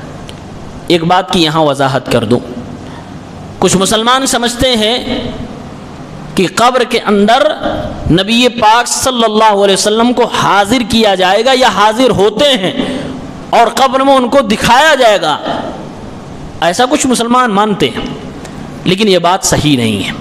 امام قسطلانی رحمۃ اللہ علیہ فرماتے ہیں اسی حدیث کی شرح میں، کہہ رہے ہیں اگر یہ بات صحیح سند سے ثابت ہو جائے کہ قبر میں نبی پاک کا چہرہ دکھا کر پوچھا جائے گا تو یہ ہمارے مسلمان بھائیوں کی قسمت کی بات ہے، یہ حقیقت میں ایک بہت بڑی نعمت ہے، لیکن ایسا کسی صحیح حدیث سے ثابت ہی نہیں ہے، لہذا جو چیز ثابت نہیں ہے اس پر خوش ہونے کی ضرورت ہی نہیں ہے، ہمارا وہ دین ہے ہی نہیں ہے۔ اور جو لوگ بھی کہتے ہیں کہ نبی پاک صلی اللہ علیہ وسلم کو قبر میں دکھایا جاتا ہے، ہر آدمی کی قبر میں پیش کیا جاتا ہے، پھر سوال کیا جاتا ہے، ان لوگوں کے پاس کوئی صحیح روایت موجود نہیں ہے، بس وہ لغت اور ڈکشنری سے، گرامر سے استدلال کرتے ہوئے کہتے ہیں کہ جو یہ پوچھا جائے گا کہ یہ آدمی جس کے بارے جو تمہارے درمیان بھیجا گیا اس کے بارے میں تم کیا کہتے ہو، کہا جب یہ تس اور یہ کہا گیا اس کا مطلب وہاں ہوں گے، جبکہ ایسا نہیں ہے۔ عربی زبان میں یہ بھی ہے، بات کرتے وقت اس میں اشارہ آدمی کبھی کبھی اس وقت استعمال کرتا ہے جب آدمی کی ذہن میں وہ آدمی ہو، اس کے عقیدے میں وہ آدمی ہو، تبھی کہا جاتا ہے۔ جیسے آپ سے ہماری بات ہوتی رہے 1 گھنٹے تک، 1 گھنٹے کے بعد ہم کہیں گے اچھا اس کے بارے میں آپ کیا کہتے ہو، تو اس کا مطلب یہ نہیں کہ وہ آدمی وہیں پہ بیٹھا ہوا ہے۔ بہرحال اس پر کوئی صحیح روایت موجود نہیں ہے، لہٰذا اس کو عقیدہ بنانا اور اتنی بڑی بات پیش کرنا کہ ہر قبر میں نبی کو پیش کیا جا رہا ہے جس کے لیے کوئی واضح اور ثبوت دلیل نہ موجود ہو، یہ انصاف کی بات نہیں ہے، جیسا کہ امام قسطلانی رحمۃ اللہ علیہ نے کہا ہے۔ ہاں سوال ان کے بارے میں ہوتا، وہاں ان کو پیش نہیں کیا جاتا۔ خصوصیت نمبر 24، زمینی خزانوں کی چابیاں ہمارے نبی صلی اللہ علیہ وسلم کو عطا کی گئی ہیں۔ مسند احمد کی روایت ہے، جبرائیل علیہ السلام نبی کے پاس بیٹھے تھے، آسمان کی طرف دیکھا، ایک فرشتہ اترا، حضرت جبرائیل نے فرمایا یہ وہ فرشتہ ہے جب سے پیدا کیا گیا ہے اب تک یہ زمین پہ اترا نہیں تھا، آج پہلی بار یہ زمین پہ اترا ہے۔ اس فرشتے نے نبی پاک سے بات کی اور اس نے کہا یا محمد ارسلنی الیک ربک، اے نبی اللہ نے مجھے آپ کی طرف بھیجا ہے، افملک نبیا نجعلک او عبدا رسولا، کیا آپ بادشاہوں والی زندگی گزارنا چاہتے ہیں یا اللہ کا بندہ اور رسول بن کر زندگی گزارنا چاہتے ہیں؟ یعنی آپ کو آفر دیا جا رہا ہے اور وہ آفر لانے والا میں اللہ کا فرشتہ ہوں۔ آپ اگر راجہ و بادشاہ بننا چاہتے ہیں تو بتائیے، آپ کو راجہ و بادشاہ بنا دیا جائے گا، اور اگر آپ اللہ کا بندہ ہی رہنا چاہتے ہیں، سادھارن رہنا چاہتے ہیں اور اللہ کے رسول رہنا چاہتے ہیں تو وہ بھی بتا دیجئے۔ جبرائیل علیہ السلام بغل میں بیٹھے تھے، انہوں نے جب یہ بات سنی تو اللہ کے نبی سے کہا تواضع لربک یا محمد، اے اللہ کے پیغمبر اپنے رب کے لیے تواضع اختیار کیجئے۔ اللہ کے نبی نے جواب دیا بل عبد الرسول، میں اللہ کا رسول بندہ بننا چاہتا ہوں، رسول پیغمبر بننا چاہتا ہوں، میں اللہ کا رسول ہوں، بندہ ہی رہنا چاہتا ہوں، مجھے بادشاہ بننے کی ضرورت نہیں ہے۔ اتنی واضح حدیث۔ اور دوسری حدیث میں اللہ کے نبی نے فرمایا میں سو رہا تھا، مجھے زمین کے خزانوں کی چابیاں دی گئیں اور میرے ہاتھ میں رکھ دی گئیں۔ ابو ہریرہ رضی اللہ عنہ فرماتے ہیں اے لوگوں، نبی تو چلے گئے اور نبی کے جانے کے بعد یہ خزانے جو تم حاصل کر رہے ہو یہ وہی چیز ہے جو نبی نے اپنے خواب میں بیان فرمایا تھا۔ اس کا مطلب کیا ہے؟ زمین کے خزانوں کی چابیاں۔ علماء نے کہا کہ دو مطلب ہو سکتا ہے۔ ایک مطلب یہ کہ جیسے کہ نبی کریم نے اور آپ کے بعد صحابہ کرام نے دنیا کو فتح کیا تو بہت سارے خزانے کیسر و کسریٰ کی سلطنت ان کے قدموں میں آ گئی، تو زمین کے خزانے اس وقت کے سپر پاور ان کے قدموں میں آ گئے، ان کے ہاتھ میں چابیاں آ گئی۔ یا پھر اس زمانے سے لے کر اب تک اور قیامت تک جو زمین کے اندر سے میٹلز نکل رہے ہیں، سونے چاندی جو بھی نکل رہے ہیں، وہ سب کچھ تم کو دیا جائے گا، مسلمانوں تمہیں عطا کیا جائے گا۔ دونوں مطلب ہو سکتا ہے۔ یہ میرے نبی کی خاصیت ہے، یہ آپ کی خصوصیت ہے کہ اللہ نے آفر دیا کہ آپ بادشاہ بننا چاہتے ہیں؟ نہیں بادشاہ نہیں بننا چاہتا۔ آج لوگ مسلمانوں کو کہتے ہیں کہ اس وقت تک جمعہ پڑھنا جائز نہیں ہے جب تک کہ تمہاری حکومت نہ آ جائے، اور نبی کہہ رہے ہیں ہمیں بادشاہت نہیں چاہیے، ہمیں حکومت چاہیے ہی نہیں۔ اللہ نے آفر کیا، اگر آپ کہتے ہیں ہاں تو فرشتہ آیا تھا ایمبیسڈر بن کر اللہ کی طرف سے اور یہ پیغام دیا، نبی آپ بادشاہ بننا چاہتے ہیں؟ بنا دیا جائے گا، یہ اللہ نے آپ سے پوچھنے کے لیے مجھے بھیجا ہے۔ لہٰذا یہ کانسیپٹ کہیں نہ کہیں غلط راہ پہ جا رہا کہ پہلے حکومت پھر عبادت۔ نہیں، عبادت ضروری ہے، اسی کا سوال ہوگا، حکومت کا سوال نہ ہم سے ہوگا نہ آپ سے ہوگا۔ خصوصیت نمبر 25، اذان ہوتی ہے، اذان کے بعد دعا پڑھی جاتی ہے۔ کیا دعا پڑھنی ہے؟ اذان ہو، اذان کا جواب دینا ہے، اور ہو جانے کے بعد درود شریف پڑھنی ہے، اس کے بعد اذان کے بعد کی دعا پڑھنی ہے۔ اذان کے بعد کی دعا میں اپنے نبی کے لیے ہم لوگ 3 چیزیں مانگ رہے ہوتے ہیں۔ اللہم رب هذه الدعوة التامة والصلاة القائمة آت محمد الوسیلة والفضیلة وابعثه مقاما محمودا۔ اللہ تعالی محمد صلی اللہ علیہ وسلم کو وسیلہ عطا فرما دیئے اور فضیلہ عطا فرما دیجئے، اور مقام محمود جس کا وعدہ آپ نے کیا ہے وہ عطا فرما دیجئے۔ یہ ہر مسلمان اگر اذان کے بعد کی دعا پڑھ رہا ہے تو اپنے نبی کے لیے دعا مانگ رہا ہے۔ اللہ تعالیٰ ہم سب کو ان دعاؤں کا اہتمام کرنے کی توفیق عنایت فرمائے۔ فرمایا کہ دعا میں مانگا جا رہا ہے کہ اللہ تعالیٰ محمد صلی اللہ علیہ وسلم کو وسیلہ عطا فرما۔ وسیلہ کیا ہے؟ اللہ کے نبی صلی اللہ علیہ وسلم نے خود اپنی حدیث میں واضح فرمایا کہ یہ جنت کے اندر ایک خاص پوزیشن ہے اور جگہ ہے، مرتبہ ہے، رتبہ ہے، اور اللہ تعالیٰ صرف کسی ایک بندے کو عطا فرمائے گا۔ مجھے اللہ کی ذات سے امید ہے کہ وہ بندہ میں ہوں، تو میری امت کے لوگوں ہر اذان کے بعد یہ خاص پوزیشن میرے لیے تم مانگا کرو۔ نبی امید لگائے بیٹھے ہیں اللہ سے، اور اپنی امتی سے کہہ رہے ہیں میرے امت کے لوگوں میرے لیے اللہ رب العالمین سے مانگا کرو۔ صلی اللہ لی الوسیلہ، یہ نبی کے الفاظ ہیں، صلی اللہ لی الوسیلہ، اللہ سے میرے لیے اس وسیلے کو مانگو۔ لوگ نہیں مانگ رہے ہیں، لوگ کیا مانگ رہے ہیں؟ نبی کا وسیلہ، نبی کے لیے نہیں، نبی ہی کو وسیلے میں پیش کر رہے ہیں۔ اللہ تعالیٰ نبی کے صدقے میں بخش دے، جبکہ اس کا کہیں پر حکم نہیں، جبکہ اس کا تذکرہ نہیں، صحیح حدیث سے اس کا کوئی لینا دینا نہیں ہے۔ اور فضیلہ کسے کہتے ہیں؟ فضیلہ کہتے ہیں کہ ساری دنیا کے لوگوں میں سب سے اونچا مرتبہ الوسیلۃ والفضیلہ، فضیلہ یعنی اللہ تعالیٰ وہ رتبہ میرے نبی کو عطا فرما کہ تو نے ساری دنیا کے لوگوں میں سب سے اعلیٰ مرتبہ میرے نبی کو عطا فرما۔ اور مقام محمود کیا ہے؟ پیچھے بات گزر چکی ہے کہ سب سے بڑی شفاعت کا حقدار میرے نبی صلی اللہ علیہ وسلم کو جو آپ فرمائیں گے۔ آپ نے فرمایا جو یہ دعا پڑھتا ہے قیامت کے دن میں اس کے لیے شفاعت کروں گا، حلت لہو شفاعتی۔ اتنا بڑا مقام و مرتبہ ہے۔ نبی کے لیے دعا مانگو، کل قیامت کے دن نبی تمہارے لیے دعا مانگیں گے۔ اللہ تعالیٰ ہم سب کو نماز کا اہتمام کرنے کی اور اذان کے بعد کی دعا کے اہتمام کی توفیق عنایت فرمائے۔ خصوصیت نمبر 26، اللہ کے نبی صلی اللہ علیہ وسلم کا ایک مقام یہ بھی ہے کہ عرش کے قریب قیامت کے دن عرش کے قریب آپ کو ایک خاص مقام عطا کیا جائے گا۔ اس سلسلے میں ترمذی کی ایک روایت ہے جس پر بعض علماء نے کلام کیا ہے، خصوصاً شیخ البانی نے اس کو ضعیف کہا ہے کہ اللہ کے نبی فرماتے ہیں سب سے پہلے میری قبر پھٹے گی اور اس کے بعد مجھے جنتی لباس میں سے ایک لباس پہنایا جائے گا اور عرش کے داہنے جانب میں کھڑا ہو جاؤں گا، لیس احد من الخلائق یقوم ذلک المقام غیری، میرے علاوہ اس مقام پر کوئی اور نہیں کھڑا ہو سکتا ہے۔ تو یہ روایت ضعیف ہے۔ صحیح کیا ہے؟ اللہ کے نبی صلی اللہ علیہ وسلم فرماتے ہیں فَأَنْطَلِقُ فَآتِي تَحْتَ الْعَرْشِ، میں چلوں گا اور چل کے عرش کے نیچے آؤں گا، فَأَقَعُ سَاجِدًا، اور اللہ تعالیٰ کے لیے سجدہ ریز ہو جاؤں گا۔ پھر اللہ فرمائے گا ارفع رأسک یا محمد، اے محمد اپنا سر اٹھائیے، مانگیے، آپ کو جو مانگیں گے عطا کیا جائے گا۔ یہ بات صحیح ہے کہ عرش کے نیچے آپ سجدہ کریں گے۔ ایک بات اور مشہور ہے، پتہ نہیں آپ لوگ جانتے ہیں کہ نہیں، لیکن علماء کے درمیان مشہور ہے۔ بعض لوگ کہتے ہیں کہ قیامت کے دن اللہ کے نبی صلی اللہ علیہ وسلم کو عرش پر بٹھایا جائے گا، جس پہ اللہ مستوی ہے، اسی عرش پر اللہ تعالیٰ اپنے بغل میں محمد الرسول اللہ صلی اللہ علیہ وسلم کو بٹھائے گا، یا اسی عرش پر آپ صلی اللہ علیہ وسلم کو بٹھائے گا۔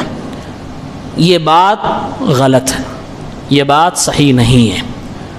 گرچہ کسی نے کہا ہو، پرانے لوگوں میں علماء میں کسی نے اگر کہا بھی ہے تو یہ بات صحیح سند سے ثابت نہیں ہے، لہٰذا یہ عقیدہ رکھنا صحیح نہیں ہے۔ شیخ عبد المحسن العباد، شیخ البانی، شیخ ابن عثیمین، یہ تمام ائمہ کا یہی موقف ہے کہ یہ بات غلط ہے کہ نبی پاک صلی اللہ علیہ وسلم کو عرش پہ بٹھایا جائے گا، کیونکہ عرش پہ صرف اللہ مستوی ہے، اللہ کے علاوہ کسی کے لیے وہ نہیں ہے۔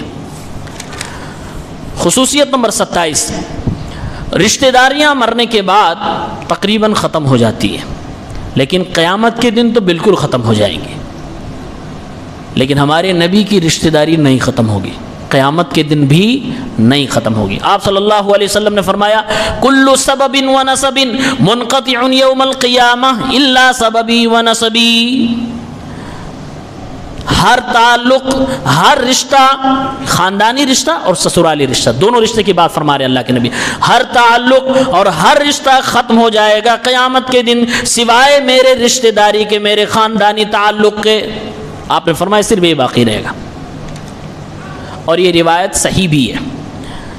قرآن میں بھی اللہ تعالیٰ نے اس کا ذکر فرمایا فَلَا أَنْسَابَ بَيْنَهُمْ يَوْمَئِذٍ وَلَا يَتَسَاءَلُونَ، قیامت کے دن کوئی نسب خاندان کام نہیں آنے والا، لیکن نبی کریم کا اگر کوئی رشتہ دار ہے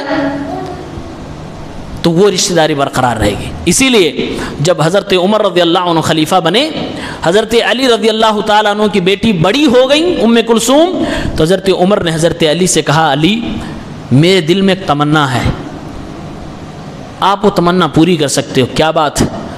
کہ اللہ کے نبی کی حدیث میں جانتا ہوں کہ نبی کی رشتہ داری قیامت کے دن ختم نہیں ہوگی، میں نبی کے خاندان سے تو نہیں ہوں، لیکن نبی کے خاندان میں نبی کے اہل سے رشتہ داری تو جوڑ سکتا ہوں، اے علی اپنی بیٹی کا نکاح مجھ سے کر دیجئے، اللہ کے قسم اسی حدیث کی بنیاد پر میں اہل بیت سے رشتہ قائم کرنا چاہتا ہوں کہ قیامت کے دن نبی کے رشتہ داروں میں میرا بھی نام ہو جائے۔ حضرت علی رضی اللہ تعالیٰ عنہ نے جا کے حضرت فاطمہ سے مشورہ کیا، انہوں نے ہاں بھر دی، حضرت علی رضی اللہ تعالیٰ عنہ نے پیغام بھجوایا، پھر نکاح بھی ہو گیا۔ حضرت عمر اتنا خوش ہوئے کہ کھڑے ہو گئے اور کہا لوگوں مجھے مبارکباد ہی نہیں دو گے، اہل بیت میں میرا رشتہ جڑ گیا ہے، حضرت فاطمہ کی بیٹی سے میرا نکاح ہو گیا ہے، صرف اس حدیث کی بنیاد پر۔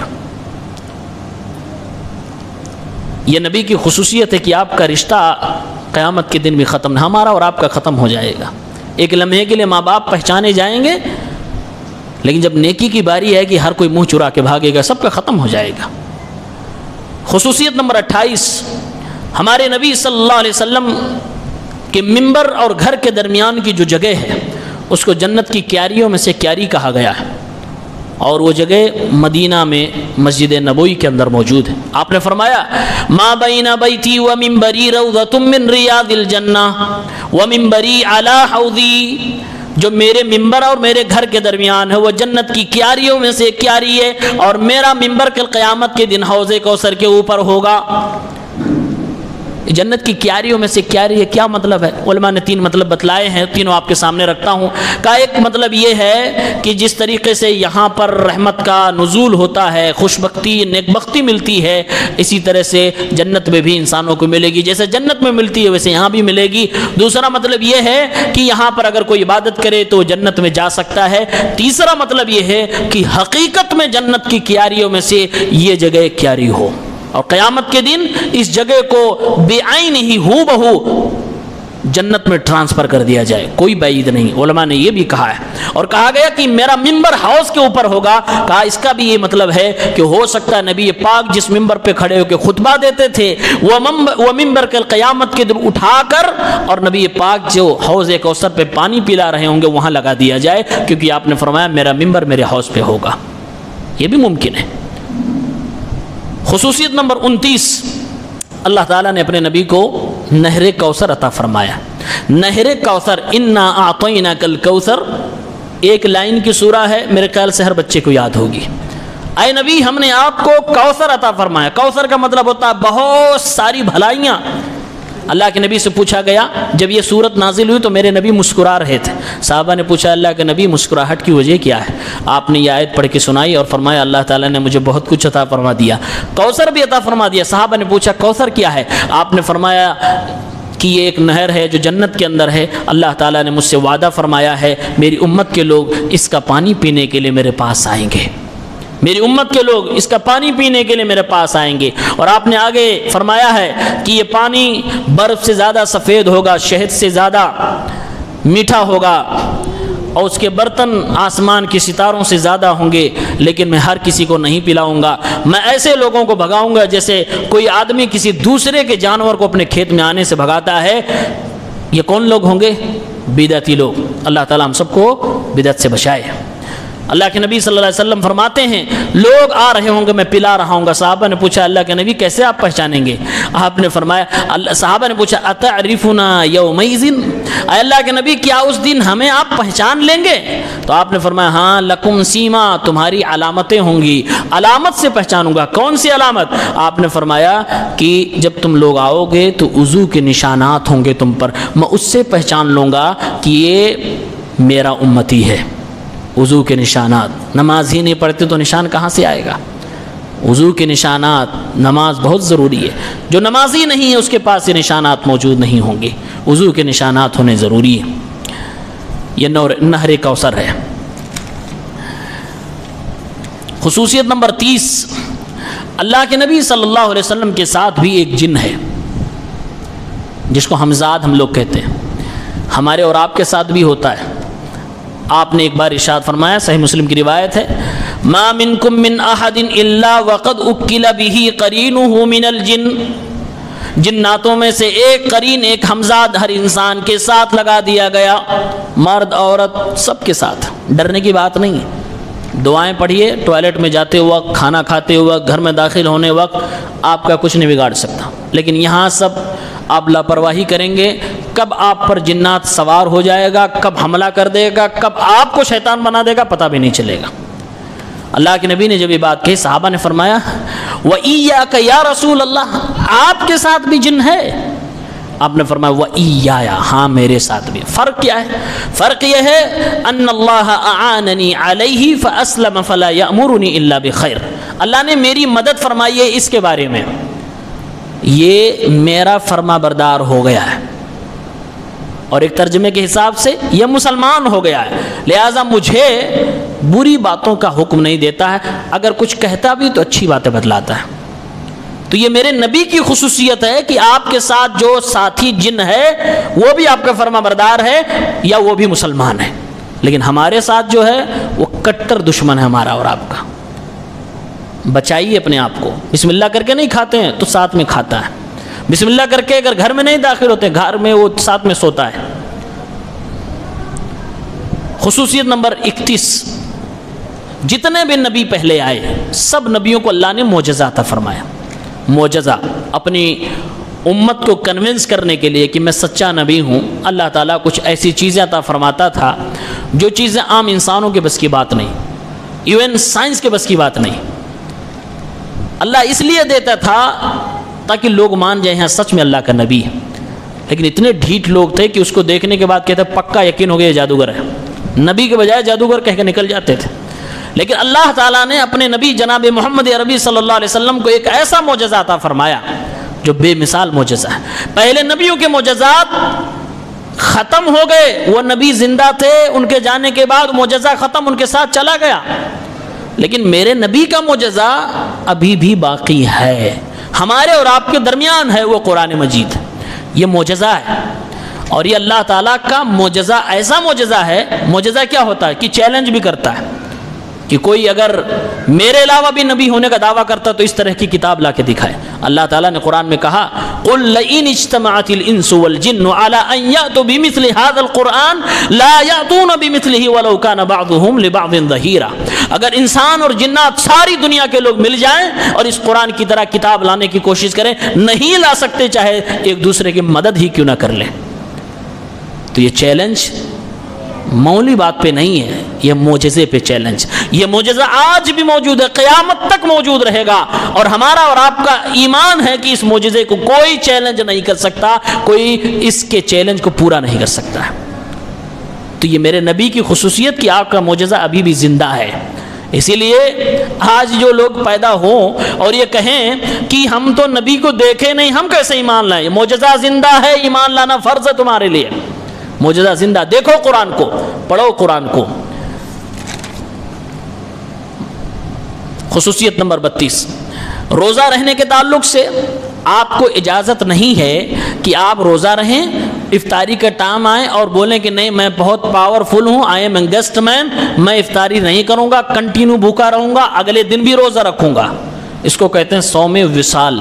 یہ حرام ہے، یہ حرام ہے. لیکن اللہ کے نبی صلی اللہ علیہ وسلم یہ رکھتے تھے. حدیث پاک سنیے، صحیح بخاری کی روایت ہے، عائشہ رضی اللہ تعالیٰ عنہ فرماتی ہیں اللہ کے نبی صلی اللہ علیہ وسلم نے امت کے ساتھ شفقت اور مہربانی اور آسانی کرنے کے لیے صوم وصال سے منع فرما دیا، لیکن اللہ کے نبی صلی اللہ علیہ وسلم خود رکھتے تھے. اس روزے کی کنڈیشن سمجھ پائے؟ آدمی روزہ ہے فجر سے لے کے مغرب تک، مغرب میں افطار کرے گا، لیکن افطار نبی نہیں فرما رہے ہیں، پھر عشاء کے بعد بھی نہیں کھا رہے ہیں، رات میں بھی نہیں کھا رہے ہیں، اگلے دن فجر میں بھی نہیں کھا رہے ہیں، کنٹینیو روزہ چل رہا ہے. 2 دن روزے چل گئے، کبھی کبھی 3 دن کنٹینیو کچھ نہیں کھایا پیا، روزہ ہے. صحابہ نے پوچھا اللہ کے نبی آپ تو کنٹینیو روزہ رکھتے ہیں، صوم وصال رکھتے ہیں، آپ نے منع فرمایا؟ اللہ کے نبی نے پھر وہی جواب دیا انی لست کہیئتکم، میں تمہاری طرح نہیں ہوں، ہماری کیفیت اور حیت تمہاری طرح نہیں ہے. انی یطعمنی ربی ویسقینی، مجھے میرا رب کھلاتا بھی ہے پلاتا بھی ہے. تم نہیں کھاؤ گے بھوکے رہ جاؤ گے، لیکن میرا رب مجھے کھلاتا بھی ہے پلاتا بھی ہے. خصوصیت نمبر 33، نبی کے علاوہ کسی بھی انسان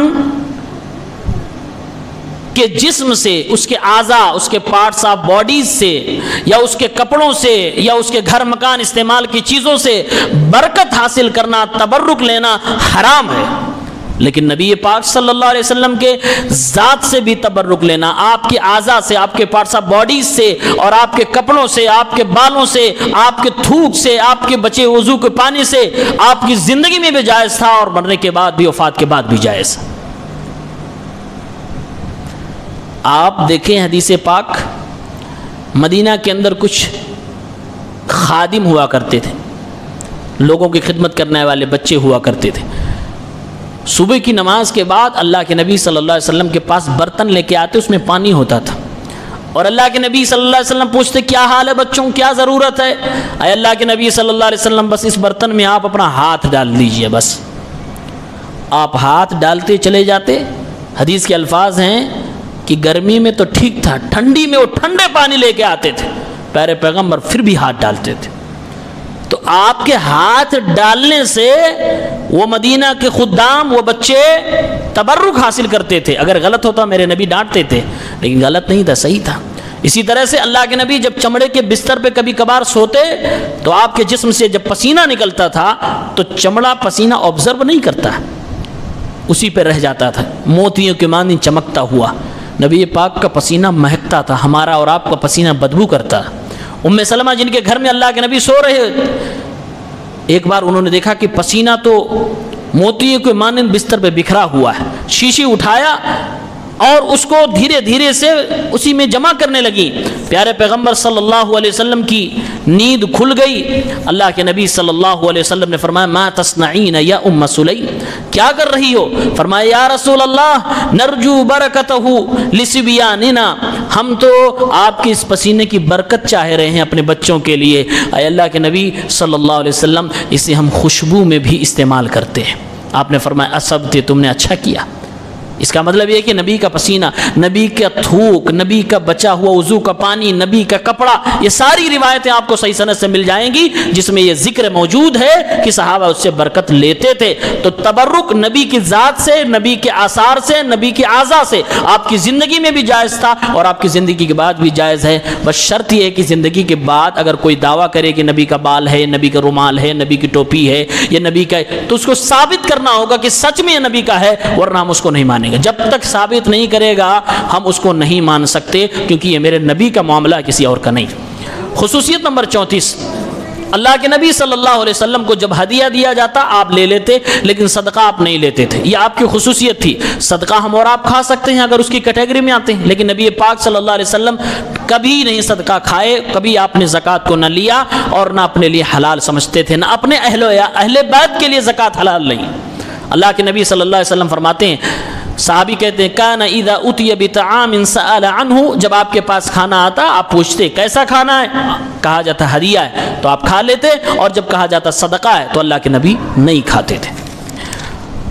خصوصیت نمبر 35، اللہ کے نبی ساری دنیا کے انسانوں کے سردار، سارے نبیوں کے سردار ہیں۔ آپ کی خود کی حدیث ہے، آپ نے فرمایا انا سید الناس یوم القیامہ ولا فخر، میں لوگوں کا سردار ہوں گا قیامت کے دن، مجھے کسی بات کا فخر نہیں ہے۔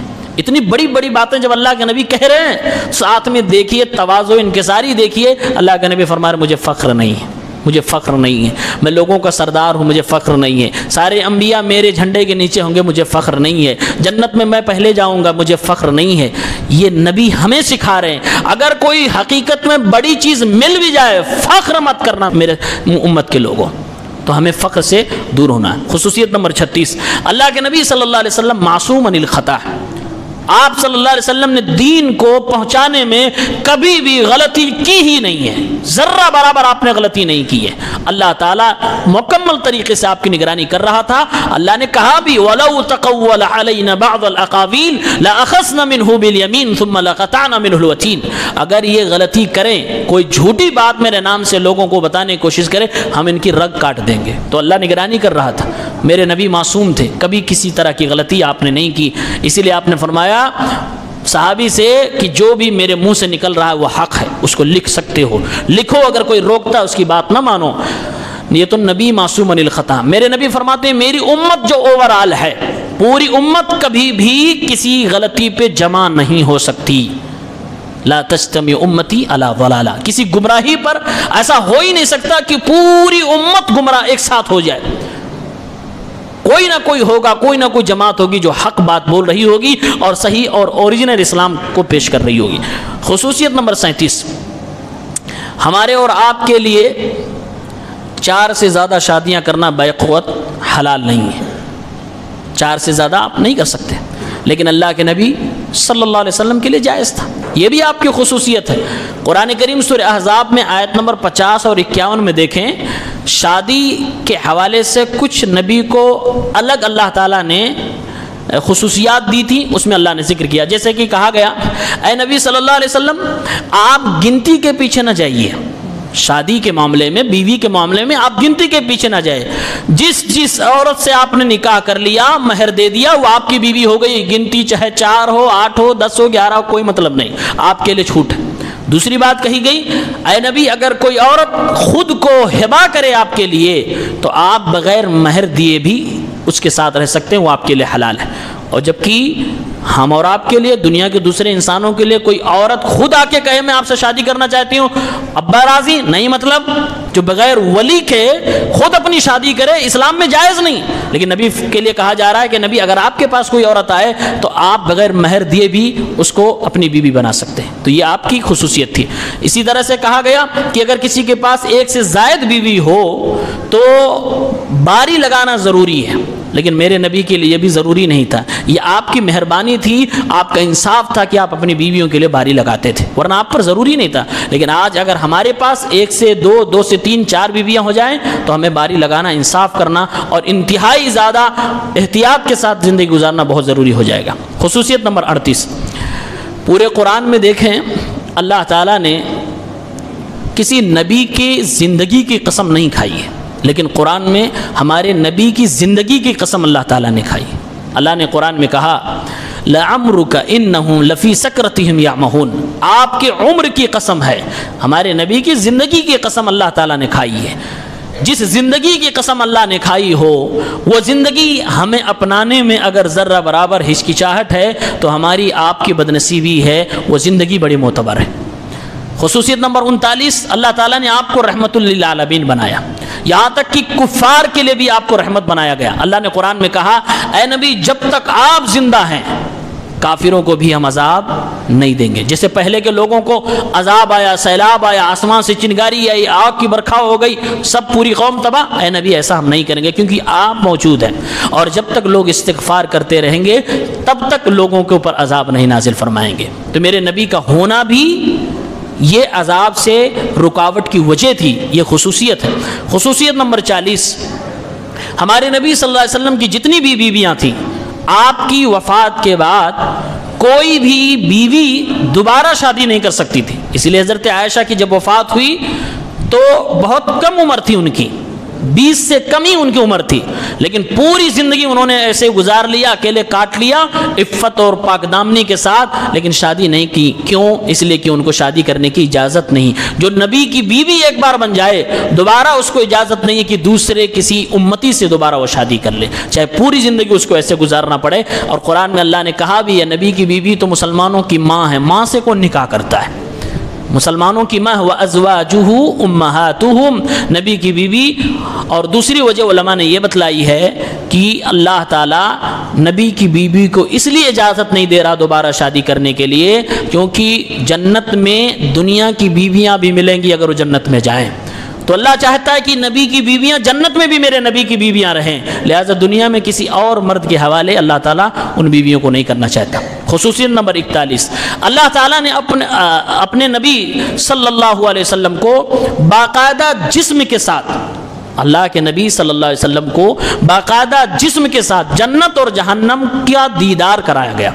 ایسا نہیں ہے کہ آپ کو خواب میں دکھایا گیا، وہ الگ چیز، لیکن نبی پاک صلی اللہ علیہ وسلم جنت کے دروازے پہ کھڑے ہو کر جنت کو دیکھ کے آئے ہیں اور جہنم کے دروازے پہ کھڑے ہو کے جہنم کو دیکھ کے آئے ہیں. صحیح حدیث کے اندر موجود ہے، اللہ کے نبی صلی اللہ علیہ وسلم فرماتے ہیں قمت علی باب الجنہ فکان عامۃ من دخلها المساکین، میں جنت کے دروازے پہ کھڑا ہوا تو میں نے دیکھا کہ اکثر جنتی وہ لوگ ہیں جو مسکین ہیں، غریب لوگ. وَأَصْحَابُ الْجَدِّ مَحْبُوسُونَ، اور میں نے دیکھا کہ مالدار لوگوں کو ابھی روک کے رکھا گیا ہے. غیر ان اصحاب النار قد امر بهم الى النار، ہاں کچھ ایسے لوگ تھے جو گنہگار تھے تو ان کو جہنم میں جانے کا فرمان جاری کر دیا گیا. وقمت على باب النار، اور پھر میں جہنم کے دروازے پہ کھڑا ہو کر دیکھتا ہوں فاذا عامۃ من دخلها النساء، میں نے دیکھا کہ جہنم میں جانے والے اکثر عورتیں ہیں.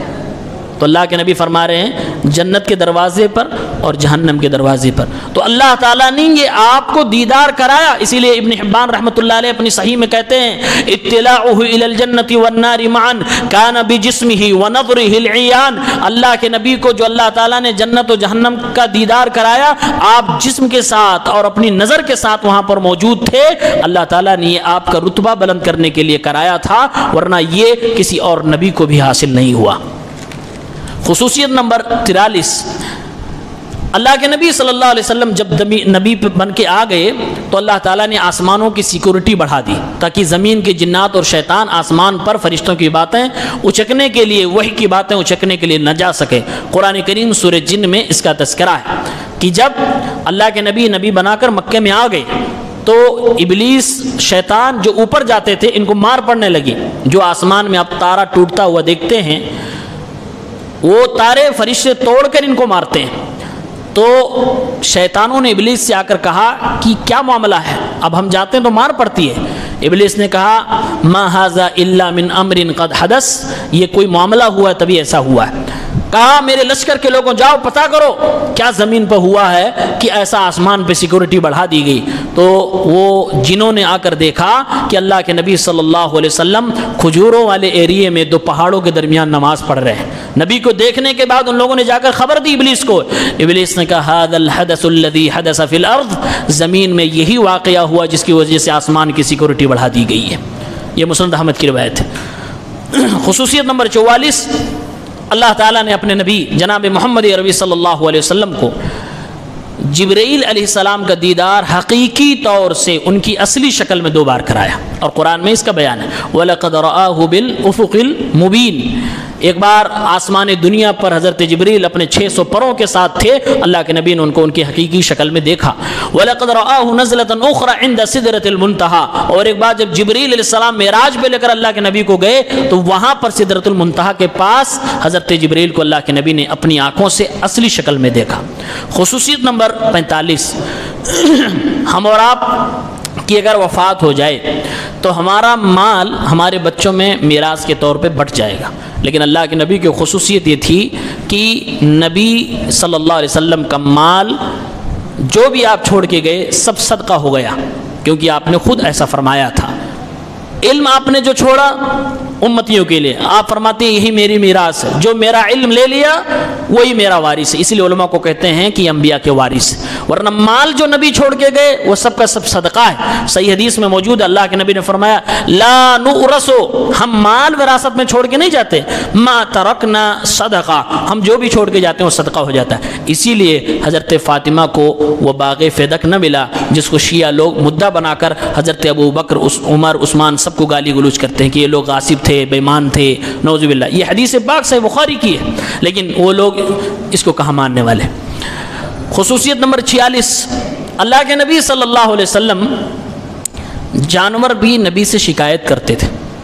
ایک اونٹ نبی سے شکایت کرنے آیا، اللہ کے نبی نے اونٹ کی نکیل پکڑی، صحابہ کے درمیان آئے اور پوچھا یہ کس کا اونٹ ہے؟ لوگوں نے کہا کہ فلاں کا. آپ نے فرمایا اس کے ساتھ اچھائی سے پیش آؤ، اس نے مجھے تمہاری شکایت کی ہے. کیا شکایت کی ہے؟ کہ تم کام بہت لیتے ہو، کھلاتے بہت کم. کام بہت لیتے ہو، کھلاتے بہت کم. جس کے بھی زیر نگرانی اور ماتحتی میں، چاہے اپنے خود کے بچے ہوں، بیوی ہوں یا کچھ نوکر چاکر ہوں، آپ جتنا سیلری دیں، جتنا کھلائیں اتنا ہی کام لیں. ورنہ اونٹ نے تو شکایت کر دی تھی، اور نبی کریم صلی اللہ علیہ وسلم سے اللہ کی عدالت کل قیامت کی دن قائم ہوگی، پکڑے جا سکتے ہیں. اللہ کے نبی فرماتے ہیں میں اس پتھر کو مکے میں جانتا ہوں جو نبی ہونے سے پہلے مجھے سلام کیا کرتا تھا. یہ صحیح مسلم کی روایت ہے. اسی طرح سے اللہ کے نبی جب خطبہ دیتے تھے تو کھجور کا ایک تنا تھا، آپ اس کو پکڑ کے خطبہ دیتے تھے. آپ کو ممبر تحفے میں دیا گیا. جب ممبر پہ آپ کھڑے ہو گئے اور تنے کو چھوڑ دیا، اللہ کے نبی صلی اللہ علیہ وسلم کی جدائی کو وہ کھجور کا تنا برداشت نہ کر سکا، رونے لگا. اللہ کے نبی صلی اللہ علیہ وسلم ممبر سے اترے اور آ کر اس کھجور کے تنے کو اپنے سینے سے لگایا. اس کے بعد وہ خاموش ہو گیا. بچے کے رونے کی طرح اس کے رونے کی آواز تھی. اللہ کے نبی صلی اللہ علیہ وسلم نے جب سینے سے لگایا تب وہ خاموش ہوا. اللہ کے نبی نے فرمایا لو لم احتضنہ لحن الی یوم القیامہ، اگر میں کھجور کے اس تنے کو آج گلے سے نہ لگاتا، سینے سے لگا کر تسلی نہ دیتا، قیامت تک یہ بچوں کی طرح روتا رہتا. تو اللہ کے نبی صلی اللہ علیہ وسلم کی یہ بھی ایک خصوصیت. خصوصیت نمبر 48، قیامت کے دن اللہ تعالیٰ نبی اور ان کی امت کو پیش کرے گا. امتیوں سے پوچھے، نبی سے پوچھے گا اللہ اے آدم، اے ابراہیم، اے اسماعیل، اے فلاں اے فلاں، کیا آپ نے میرا پیغام پہنچا دیا تھا؟ نبی فرمائیں گے اللہ میں نے پہنچا دیا تھا. پھر اللہ ان کی امت سے پوچھے گا کیا انہوں نے آپ تک میرا پیغام پہنچا دیا؟ تو جو لوگ کافر ہیں وہ مکر جائیں گے، اے اللہ نہیں پہنچایا تھا. تو اللہ تعالیٰ فرمائے گا نبی آپ کہہ رہے ہیں پہنچا دیا، یہ کہہ رہے ہیں نہیں پہنچایا. تو نبی فرمائیں گے گواہ، کس کو گواہ بنانا چاہتے ہو؟ محمد صلی اللہ علیہ وسلم کو اور ان کی امت کو. پھر ہم اور آپ کو امت محمدیہ کو پیش کیا جائے گا کہ اے نبی محمد صلی اللہ علیہ وسلم کو ماننے والوں بتاؤ کیا ابراہیم علیہ السلام نے اپنے قوم کے لوگوں تک اللہ کا پیغام پہنچا دیا تھا؟ یہ امتی کہیں گے ہاں اللہ پہنچا دیا تھا. ان لوگوں سارے نبیوں نے اپنی قوم تک اللہ کا پیغام پہنچا دیا تھا. سوال کیا جائے گا تم نے ابراہیم کو دیکھا، نوح کو دیکھا، اسماعیل کو دیکھا، تم نے ان نبیوں کو پایا ہی نہیں، کیسے گواہی دے رہے ہو؟ تو امت محمدیہ کے لوگ کہیں گے ہمیں ہمارے نبی نے بتایا تھا کہ سارے نبیوں نے اپنا کام کر دیا ہے، لہٰذا ہمارے نبی کی بات غلط نہیں ہے. پھر اللہ تعالیٰ فرمائے گا اب تم پر کون گواہی دے گا؟ تو ہمارے اور آپ کے اوپر اللہ کے نبی گواہی دیں گے کہ ہاں میری امت کے لوگ سچ فرما رہے ہیں۔ تو یہ بھی نبی کی خصوصیت ہے کہ کل قیامت کے دن ساری نبیوں کے لیے، سارے انسانوں کے لیے، سارے رسولوں کے لیے ہمارے نبی صلی اللہ علیہ وسلم گواہ بن کے آئیں گے۔ خصوصیت نمبر 49، قرآن کریم کا جب ہم مطالعہ کرتے ہیں تو پورے قرآن میں اللہ تعالیٰ نے اپنے نبی محمد صلی اللہ علیہ وسلم کو نام لے کر کبھی بھی بلایا نہیں ہے، خطاب نام سے نہیں کیا ہے۔ اور جبکہ ہم قرآن میں دیکھتے ہیں تو اللہ کہیں کہتا ہے یا موسیٰ، کہیں کہتا ہے یا عیسیٰ، کہیں کہتا ہے یا داؤد، کہیں کہتا ہے یا ابراہیم، یا آدم، یا نوح، یا لوط، یا یحییٰ۔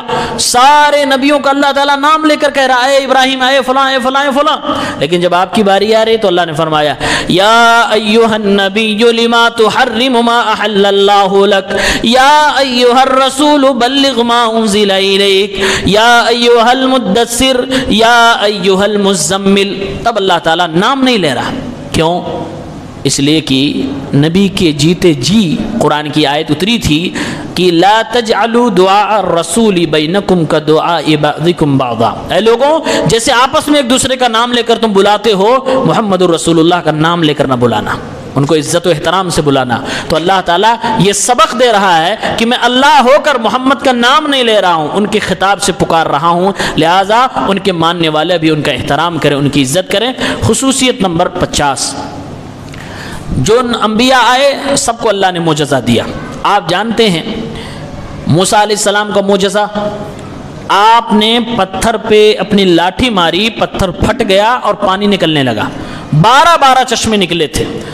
یہ بہت بڑا معجزہ ہے، لاٹھی پتھر پہ اور پتھر سے پانی موسیٰ علیہ السلام نے مارا۔ تو میرے نبی کا معجزہ ایک یہ تھا کہ اللہ کے نبی صلی اللہ علیہ وسلم نے ایک چھوٹے سے برتن میں پانی تھا اور اس میں آپ نے انگلی اور اپنی ہتھیلی ڈالی، انگلیوں کے بیچ سے پانی نکلنا شروع ہو گیا، بالکل چشمے کے مانند، جیسا لگتا تھا کہیں سے سپلائی آ رہی ہو۔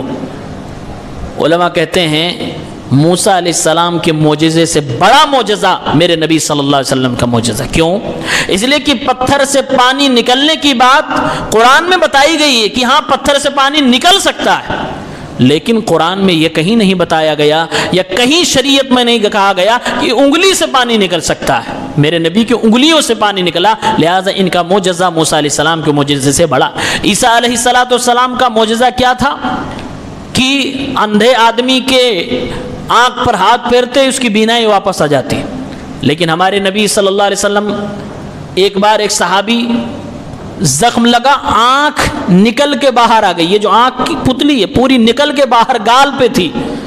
صحابی نے شکایت کی، اللہ کے نبی صلی اللہ علیہ وسلم نے اس پوری پتلی کو اٹھایا اور آنکھ میں رکھ دیا، نگاہ بھی واپس، آنکھ بھی صحیح ہو گئی۔ علماء نے کہا نبی صلی اللہ علیہ وسلم نے یہ جو نگاہ واپس ہوئی آپ کے معجزے تھے، یہ عیسیٰ علیہ السلام کے معجزے سے بڑا معجزہ ہے۔ ایسے ہی تمام انبیاء کو دیکھیے، اکثر و بیشتر معجزے جو میرے رسول صلی اللہ علیہ وسلم کے ہیں وہ دیگر انبیاء کے معجزوں سے بڑے معجزے ہیں۔ یہ 50 خصوصیات جو آپ کے سامنے اختصار کے ساتھ پیش کیے گئے۔ اللہ تعالیٰ سے دعا ہے رب العالمین ہم سب کو زیادہ سے زیادہ اپنے نبی صلی اللہ علیہ وسلم کے تعلق سے پڑھنے کی، معلومات اکٹھا کرنے کی توفیق عنایت فرمائے۔ اللہ رب العالمین ہم سب کو کما حقہ نبی کریم صلی اللہ علیہ وسلم سے محبت کرنے کی توفیق دے، ان کی اتباع کی توفیق دے۔ اصل یہی ہے کہ نبی کو جتنا جانیں گے اتنی محبت ہوگی، اور جتنی محبت ہوگی اتنی ہی ان کی پیروی کرنے کا جذبہ پیدا ہوگا۔ اصل مقصد ہے پیروی کرنا۔ اللہ تعالی ہم سب کو اس کی توفیق دے، آمین یا رب العالمین۔